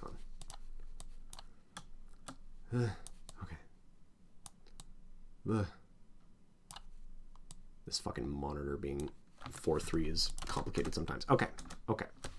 Why is that happening? Okay, whatever. There, get out of here. This probably means nothing to you if you don't know music. I'm sorry. Wait, open image. Okay, thank you. Thank God. Why can't I make you smaller? Become small. Thank you. Fuck. This guy. This looks like a bunch of fucking hogwash. If you've never... this is why I didn't want to talk about him, is because look at this shit. Look. What the fuck do you make of this? It's a clock. It's a weird fucked up clock with a bunch of numbers and shit on it. But here's the important part. The important part is that every key, these are keys, has... Oh, and there's the relative keys. We talked about those. So C major, the relative is A minor. We know that. Every key has a certain number of sharps and or flats. F has 1 flat. B flat has 2 flats. E flat has 3 flats, and so on and so forth. Which ones are which? You'll know that if you play them on the piano and you look at your fingers. For instance, if you play... we play F major, which we know because you go whole, whole, whole, half. No, you go whole, whole, half. Whole, whole, whole, half. And you'll know, well, that's basically the same as C major, except this guy. And this guy is this guy, but flat. So that's it says A sharp on my screen, but don't be fooled. That's B flat. So we actually know that F, where's my capture? There's my capture. F is C major, except every B is B flat.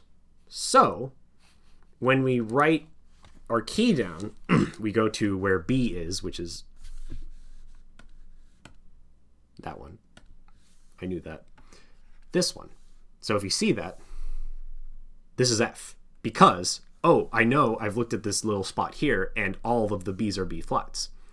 If this were here, then I know, all the B's are B flats and all the E's are E flats. That is B flat major, which you see down here in this one. And that same logic applies for every single key in different ways.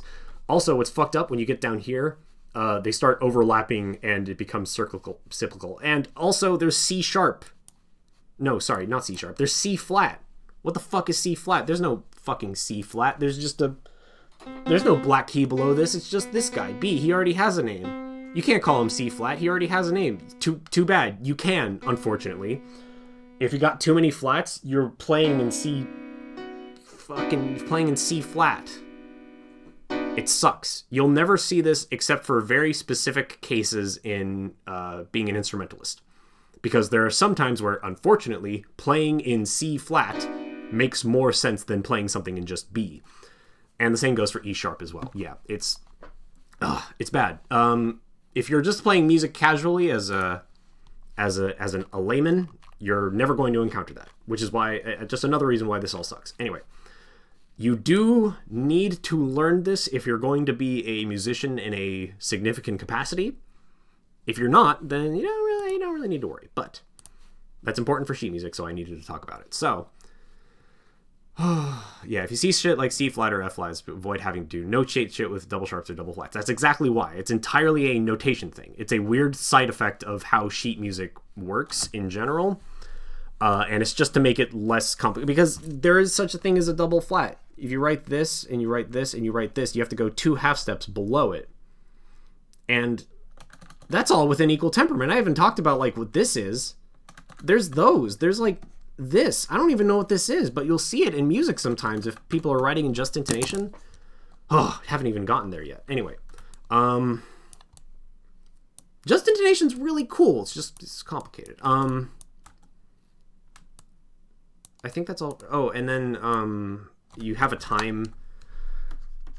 Listen, rhythm is just the whole other thing in of itself. So at some, you'll usually see something here that gives you a BPM. It'll be like, oh wait, no, not that, because that's a flat. It's this. That's a note. You'll see note equals number, probably 120. That means tempo. That's just beats per minute. That's just a fancy way of writing it. Anyway, not exactly, but shh, it's okay.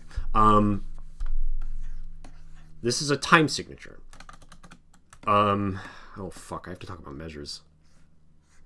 Okay, I can do this. You will see, when you read sheet music, you will notice that there are lines demarcating every so often. Those are called measures. What is a measure? A measure is something that is kind of subjective, but if you're listening to a song, you can kind of understand what it is. It's sort of the end of a phrase. And a phrase is very short, oftentimes. So in Wonderwall, for example, it's essentially every chord, like 1, 2, 3. Well, actually, no. What's Wonderwall in?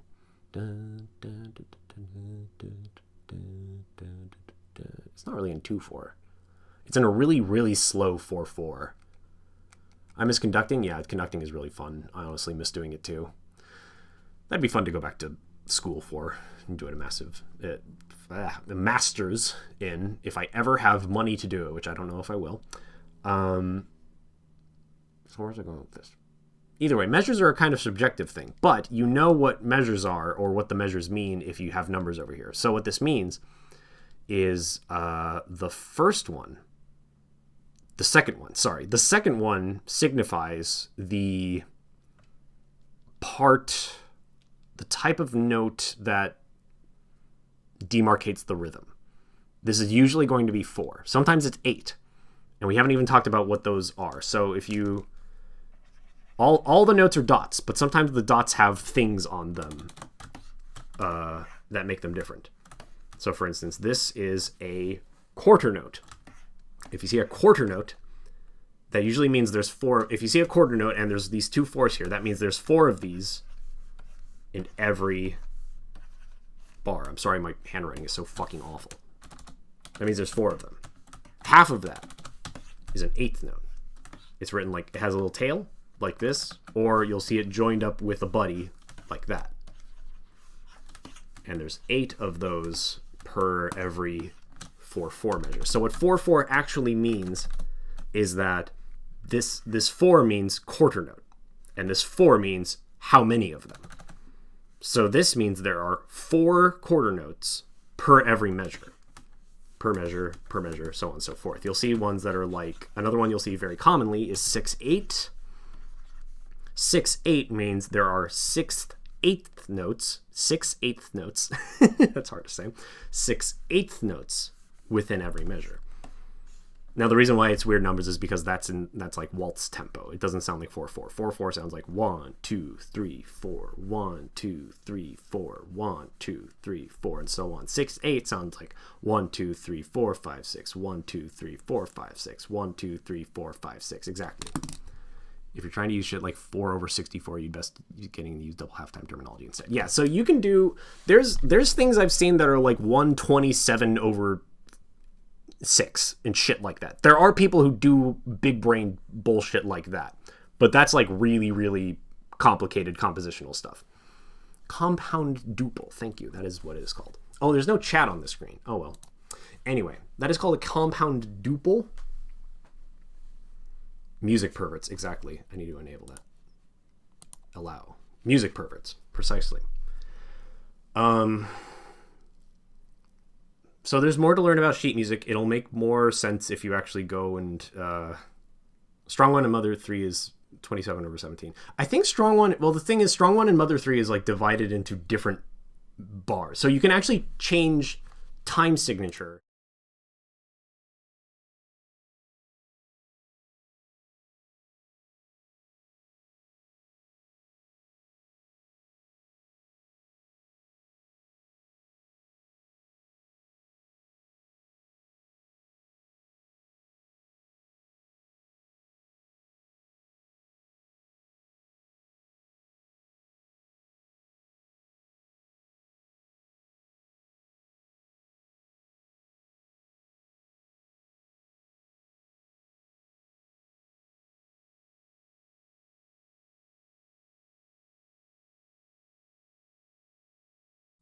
Fuck. I went to the wrong scene. Anyway, where did I cut off?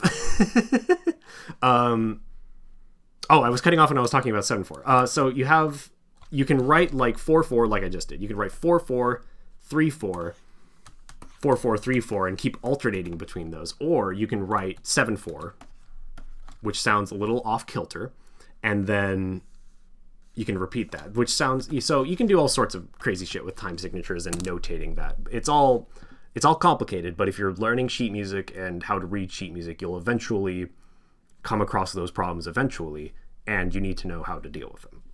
But we're talking about piano. Nope, can't play anything good.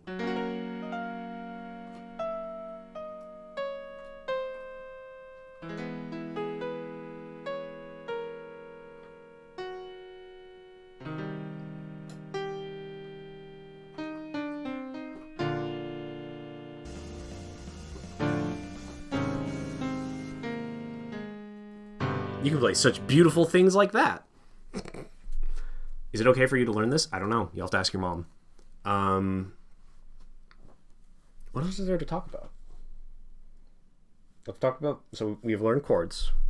We've learned scales. We learned keys. We briefly went over sheet music, which is the necessary evil of doing music with other people. What else could we learn? I went over modes a little bit. I don't think it'll be exactly worthwhile to teach what the modes are and what differences, because you're not going to see modes that often. Like, actually, if you know, if you've played a little game called Undertale, you're already familiar with Dorian. What is it? Nope. That's it. Nope.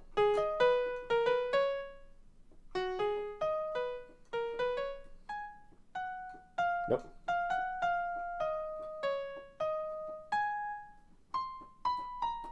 Anyway, that's A-flat Dorian, the Ruin song, which is why it kind of sounds kind of interesting. It doesn't quite sound like a happy major song. It doesn't quite sound like a weird kind of subdued minor song. It has a kind of a mystery about it.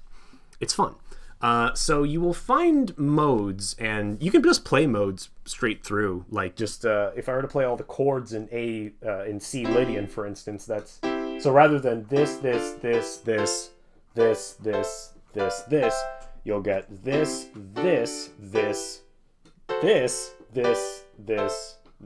Nope. This. So it's kind of weird. You get different chords. They don't quite have the same succinctness, I guess is the word I'd use, as major chords, because they all kind of have different things. And one different thing that's interesting about playing in modes is that there's chords that you should avoid. There's a book I have called Modology, which kind of lays this out in a pretty interesting way. But because every mode is a different major key with some augmentation that we talked about that. Like, you learn, like, oh, you just play this, but you start in a different place. A-flat major, good, but any A-flat major with a minor third is going to have a double flat, which is evil. That's quite true, which is unfortunate.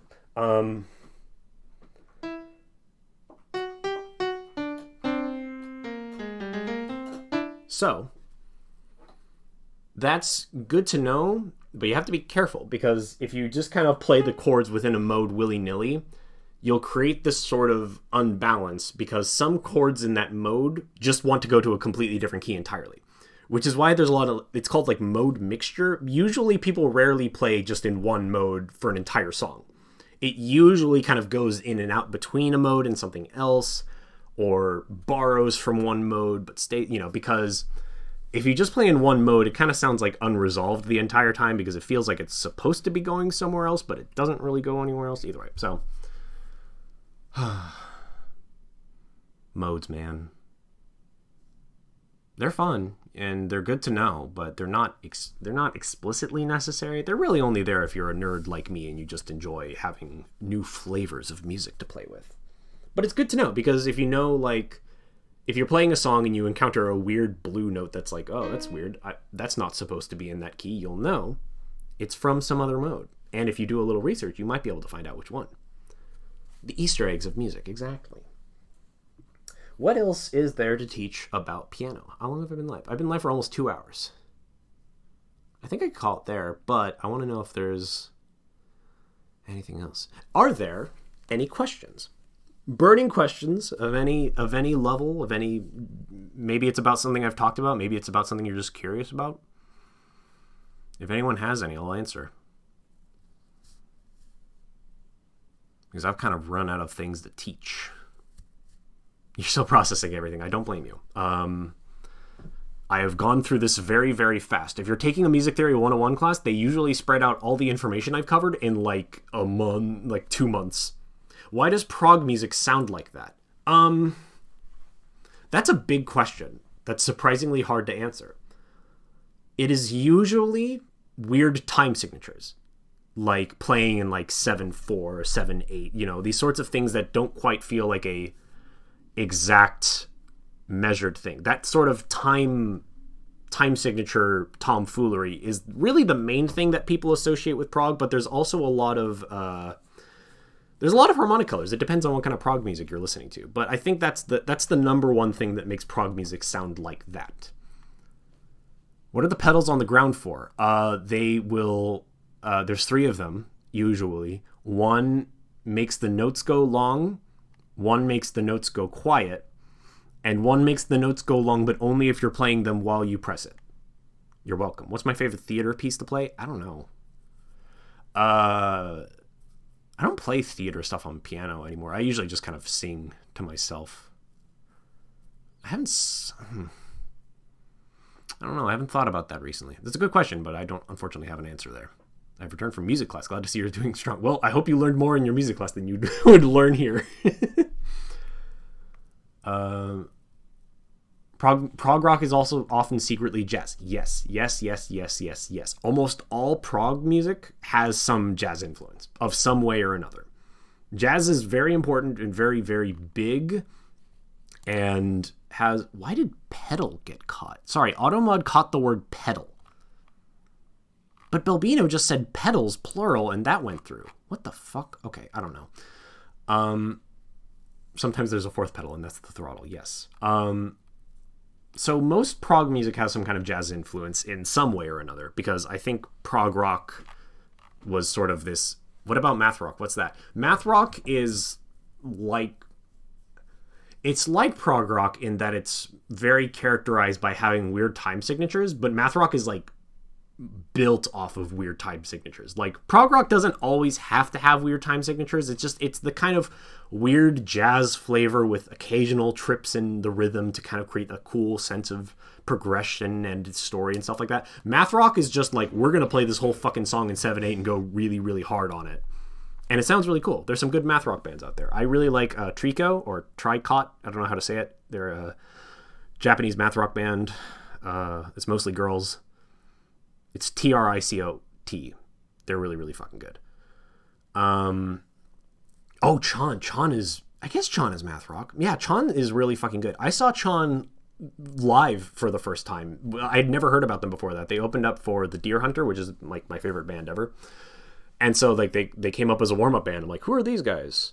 They seem cool. And then they like start playing like these fucking perfect finger-picking solos in complete perfect unison. And I'm like, what the fuck are these people on? Like, what the shit? It's amazing. And then after that, they kind of became big, because that was back in like 2015, which I think was before Chan was like really big, but they're fucking awesome. I would like, if I had just heard them, I would have been like, oh, that's cool. But like seeing them live for the first time, after like having never heard of them before, was like amazing. I'm like, who the fuck are these people? Are we talking The Deer Hunter or Deer Hunter? We are talking The Deer Hunter. Deer Hunter's all right. Deer Hunter's fine, but The Deer Hunter is my favorite band ever, bar none. Let me see. Any other questions? Questions. What's your favorite general MIDI patch? I don't know. I mostly write video game songs using extant sound fonts, like extracted from video games, so they're often a little clumsy. I do have one Roland patch on my my copy of Logic. Thank you, Bird Tummy. I don't usually call out followers, but that's a very funny name. Thank you for following. There's a roll-in patch that I use that I kind of like. My friend Chris has like an actual Yamaha DX7, which has a lot of very, very good tones, and also has the Taco Bell on it, which is very, very fun to play with. I caught Sean live frontlining for Periphery a few years back in the audience. Did a wall of death to them? Hell yeah. So I would love to see a wall of death to fucking Sean. That's awesome. Is Toilet Kick a MIDI patch? I think Toilet Kick is just a sound that someone made. I don't think that counts. I'll have to listen to Deer Hunter. What does make your music library more confusing? The Deer Hunter is very, very good. We're just talking about music now, I guess. I should turn on music while we're talking about music. Hang on. We're not teaching anymore. We're done. Let me find music to play. Hang on. Let me find music to play. I'm getting distracted. Let me find... Where did my music go? Stream, music, general, play. Ah! Not that loud.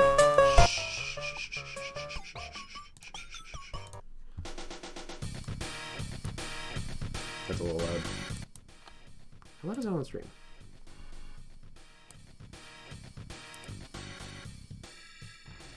Okay, that's a little... The song's good. Okay, sure, virtual racing. Why not? What was I saying? Deer Hunter.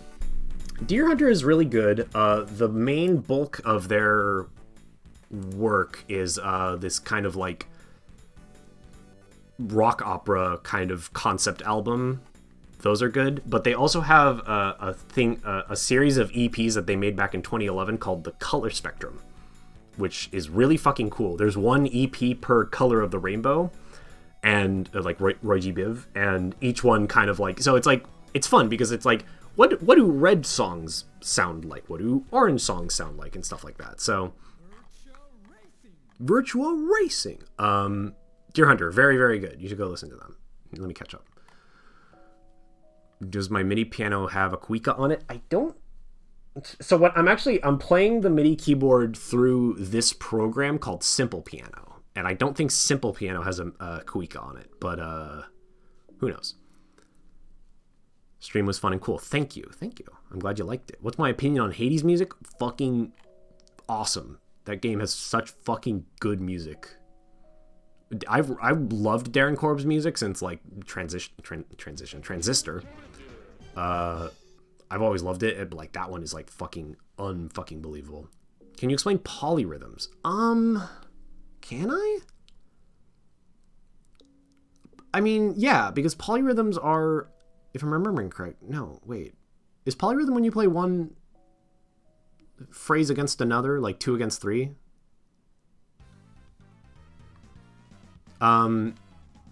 Yes, okay, that's polyrhythm. So like when you, it's kind of like an interesting impression you get when you go like, I don't have a camera, so you can't see what I'm doing, but it's like 1, 2, 1, 2, 3. Wait, no, it's like 1, 2, 3.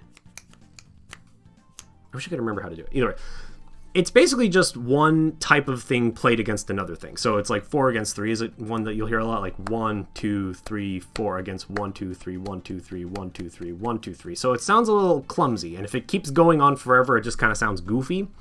But you can get some very cool polyrhythms, and those are usually used in like quick bursts, just to kind of like trip things up before you go back to a united sounding thing. It's good. You can do a lot of stuff. Who is Roy G. Biv and why do they name the colors after him? I don't know. You'll have to ask a scientist.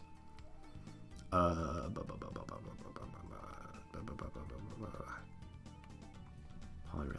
Oh, footwork does it all. Yeah. You hear it a lot in like dance music or music with like fun rhythms and stuff like that. Yeah, I have a hard time explaining polyrhythm. If I had a camera, I could try like showing what a polyrhythm is like visually, but you know, it's fine. You can just look up someone doing polyrhythms and find like Adam Neely doing 7 against 11 or something like that. You listen to Everhood. Actually, I haven't listened to Everhood's music that much. I have heard some of it. It is good. I know Everhood is a very cool game. Shame about the guy who made it. Not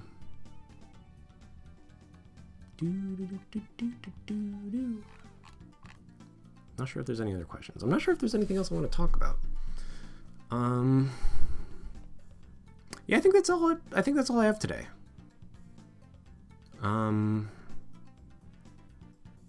Would you mind folks plugging places for further learning? Oh yeah. Go ahead. If any music knowers in the chat know of good music resources, feel free to post them now. Did we talk about just intonation? We didn't talk about just intonation. Let's talk about just intonation really fast before I get finished. Let me explain just intonation the only way. Okay, so to talk about just intonation and why... Okay, so here's the thing about just intonation. It doesn't really matter. This is not something you're going to hear talked about from anyone other than like nerds. Only nerds care about just intonation. But it's very cool. So first, we need to talk about the overtone series. What's the overtone series? Here's a fun fact for you. Anytime you hear a note, a pitch of any kind, you're not just hearing one pitch. You're hearing that pitch and then a bunch of smaller pitches on top of it, which has to do with frequencies because, sound is frequency, right? It's like wiggly air. And because mathematically that's like a wave, right? You're hearing things that are like ratios within those waves. This is a terrible visualization, but you get the idea. But you've learned about frequencies at some point in your life. You know that frequencies have like smaller frequencies within them. So essentially, whenever you hear a note, you're hearing a bunch of notes above it, and that's called the overtone series. Now, what's great is you can figure out what this is for yourself. If you were to take a string, any kind of string, but probably like a guitar string or something that generates a stable pitch, and tighten it so that it makes one note, bom bom bom, with like little turnkeys and whatever, this will make one note. Now this, regardless of how long the string is, what the note is, how high or low it is, this is always true. If you take a little wedge and you put it right in the dead middle of your string so that this is now like a tension point between here, here, and here, this side and this side as well, both sides will produce a tone that is exactly one octave above the big one. Similarly, if you subdivide this one further, this one produces a fifth. And if you do this, I think you get another octave, you do that, and then like a third if you do that. Either way, the point is, you can see that with an actual chord because they're ratios. There are pure harmonic ratios that create different notes. Some people discovered this back in 1600s. I don't know exactly when.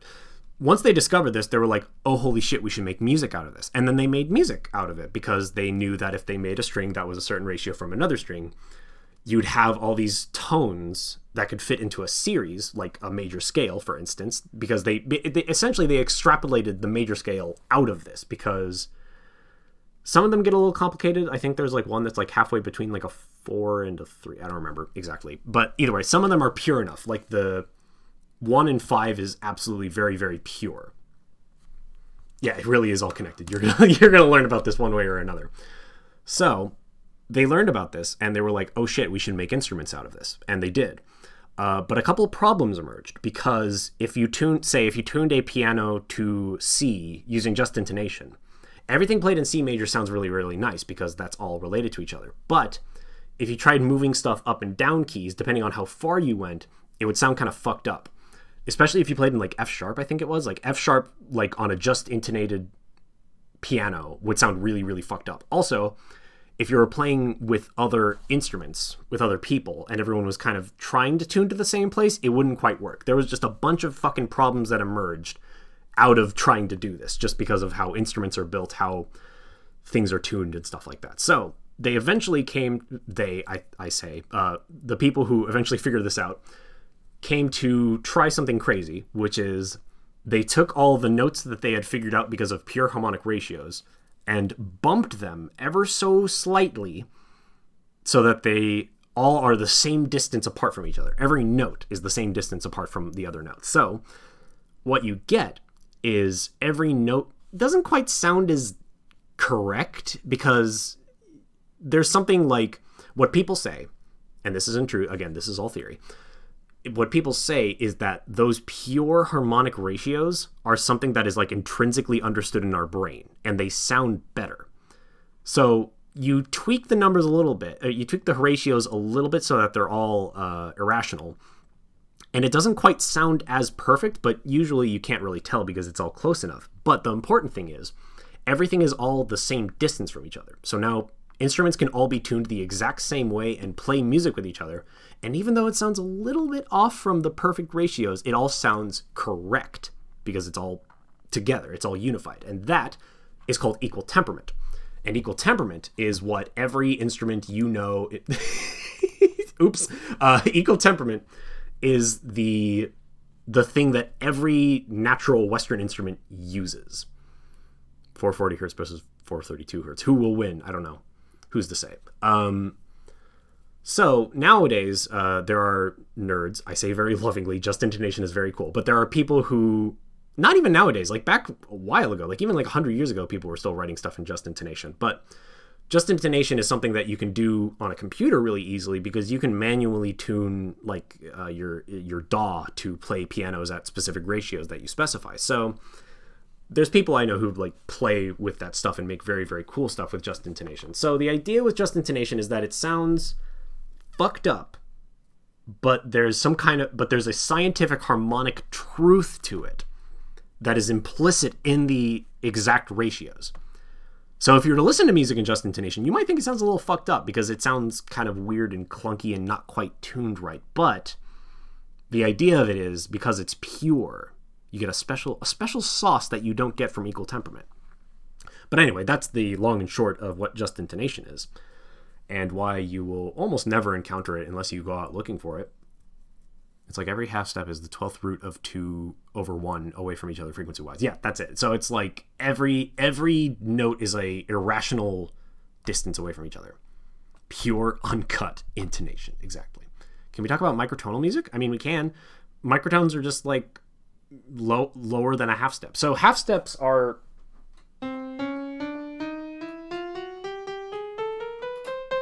usually like the smallest distance that we move in conventional music. They're called semitones. Yeah, exactly.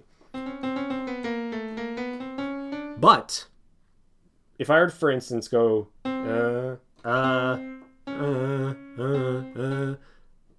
there's actually a lot of pitches. There's a lot of frequencies in between there. Like I just hit like a whole bunch of them in a row. I kind of slid between them. You could say that it's like like that. That's a really complicated one. But either way, the idea is there are technically an infinite number of tones between any two tones, right? Even though we've decided upon this distance because it just kind of makes sense and it's easy to follow. But Sans, shut up. But like you can get an infinite number of tones out of like the distance between here and here. Or you could get like, say, what if you wanted to go from here to here, but with 7 notes, 7 tones instead of just the 3, or no, sorry, instead of just the 4. Like 12-string guitars. Yeah, so there's a lot of instruments that, so essentially the reason why you'd like actually use microtones is because a lot of places in the world use microtones that are outside of America, like, and outside of the West, because India uses a lot of microtonal systems. I think there's some African microtonal systems. There's definitely some Asian microtonal systems, like in East Asia. But there are like all sorts of different styles and varieties of music that use microtones, especially some like Eastern European music uses microtones. But and there's different kinds of microtones, and there are different kinds of relationships between them. So, and that's another thing that doesn't sound like much to anything to the casual music listener, but like you can make some cool stuff with microtones. And there's some pop songs that even use microtones in just like fun little quick snippets, too fast for you to notice. Microtones are used in like jazz stuff. Yeah, exactly. So you'll find microtones here and there, but the long and short of them is that there are tones that aren't on a piano that you could tune a piano to, but you can tune any instrument to technically, but that aren't traditionally tuned to stuff like that. Jacob Collier does use hella microtones. Jacob Collier is, yeah, Completely different level of music understanding. Love that guy to death. He loves doing crazy modal microtonal stuff. But Jacob Collier actually talks about like you can get like microtone scales by like going between here and here with a different number of notes, like ba da da da da da da da da da da da da da, you know. Microtonal guitar next to someone just took a staple gun to it. Ooh. Microtonal guitars are scary. They seem like they would hurt me. Microtones are often used to emulate the pure intervals of just intonation. That's actually probably true. That makes sense. Because you can use microtones to cheat little bits of just intonation if you're playing in equal temperament. Or even if you're not playing in equal temperament. You can still do some crazier ratios in just intonation by doing microtones and stuff like that. Yeah, microtones, like, you can call... I mean, the other thing is, like, you can call anything a microtone. I can... Look, I have a... Will this work? No, my modulation wheel doesn't work on my MIDI input. But, like, if you were to, like, pitch bend, it's like... You know. You would be hitting microtones if you, like, pitch bended to the correct place. So, yeah, microtonal stuff is really fun. There's a lot of stuff out there. You can just look up, like, microtonal music and find microtonal music from all time periods, all types of cultures and stuff like that. There's a lot of possibilities you can do with it. Probably not a lot right off the bat if you're just getting into music. Anyway, back to music while we talk a little more. G-Bureau. Who the heck is Michael Tonal? I don't know. It's your job to find him. What else is there to talk about? Okay, final call. Last call before I turn the stream off. Any other things you want to talk about? Any other burning questions, burning desires? Michael Tonal and just intonation. I really like just intonation. That's very good. I would love to name a character just intonation. How to practice piano without buying a keyboard? I don't know. Use this simple piano program where I can like type with your keyboard. It sucks shit though. It's much better to have a piano even if it's a shitty one. You can buy like a $30 keyboard that's like really tiny, but at least you can play it with... Do we know how a piano is? I don't know. You'd have to ask it. Think chew on this? Yeah, I'll leave the VOD up here. I'm gonna steal the VOD from Twitch because I forgot to record this session and then put it on YouTube. Play the piano in FF14. I don't have FF14. I can't do that. But I know you can do that. I've heard people doing all sorts of crazy stuff. Pianos do got hammers in them. They got... You know what's fucked up about a piano? They got like 88 hammers in that shit. And you make the hammers go when you press the buttons. Find a free piano on Craigslist if you can move it. Like I said earlier, your uncle probably has a piano that he's not using. Go ask him for his piano. Easy. Simple. Music stuff. This is good. I'm glad you enjoyed it. I'm glad anyone enjoyed it. I think a piano should have blades. It could. It'd be scary. But you could have blades. I think like pianos are plentiful enough en masse that you could probably find one for pretty cheap. But either way, you don't need a good piano. You don't need like a real piano to learn piano. You just need a keyboard. Although one with weighted keys is much better because you get like the physical contact of like your note strength being harder. Practicing piano in VR on Half-Life Alyx. Yeah, you could play piano exclusively in Half-Life Alyx. That would be good. There are folk who like fix nails and screws to the piano strings to get weird sounds. Yeah, like practiced fucking John Cage. What's it called? Prepared piano. This crazy motherfucker, John Cage, was just like, all right, to play this song, you need to put this here. You need to put a screw between these two strings, a screw between these three strings, and then like this many. It's ridiculous. People do all sorts of crazy shit.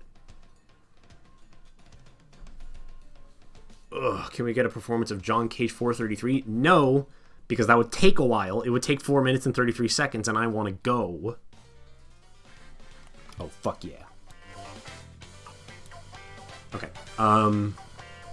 John Cage is cool. John Cage has done a lot of... People joke about John Cage because of 433. Also, it's copyrighted. That's true. I could get in trouble. Would that be fucked up or what? If you just, like, left your stream on for absolute silence for 4 minutes and 33 seconds and then that gets muted? That would be fucking funny. Yeah. I think DMCAing stuff willy-nilly is one of the worst things on today's internet. But if there was some music rights person who went out of their way to do that, I would congratulate them.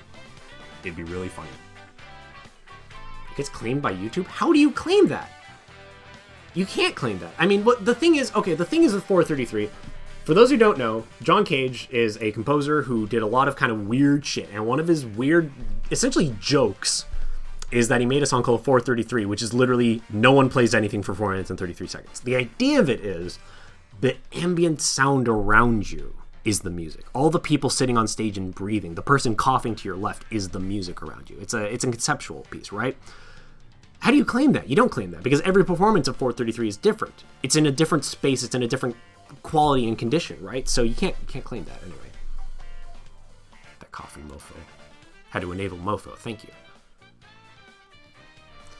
Either way, yeah, every performance of 433 is different, even though no one does anything. He's also into a lot of Zen Buddhism stuff at the time that led into it. I would believe that. Zen Buddhism is very cool. A lot of cool stuff there. We talked about John Cage, talked about music.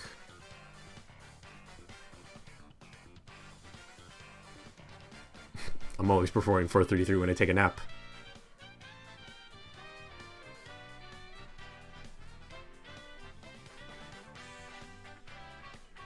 Now I'm just vibing out to Red Streamer Battle Theme. Origami King has such fucking cool music. I've never actually, like, played it myself. I watched someone play it, but I fucking love the music from this game. Like, more than the game itself, honestly. Just fucking great. Great lesson, Teach. Thank you. I hope you all learned a lot. Your homework is to play piano if you want and have fun. Mike, do I have a piano? Yeah. What do you think that is? Also, my parents have a grand piano, so that's nice. My message didn't get posted. Oh yeah, feet is still banned. Sorry, feet is still banned. No one is allowed to talk about feet. Anyway, thank you all for coming. I need to clean my room, which is extremely boring, and I don't want to do it, but I have to do it, so I'm going to do it. What is a piano? I can't help you. I'm sorry. All right. Have a wonderful Friday. I'll see you all next time I see you. Bye.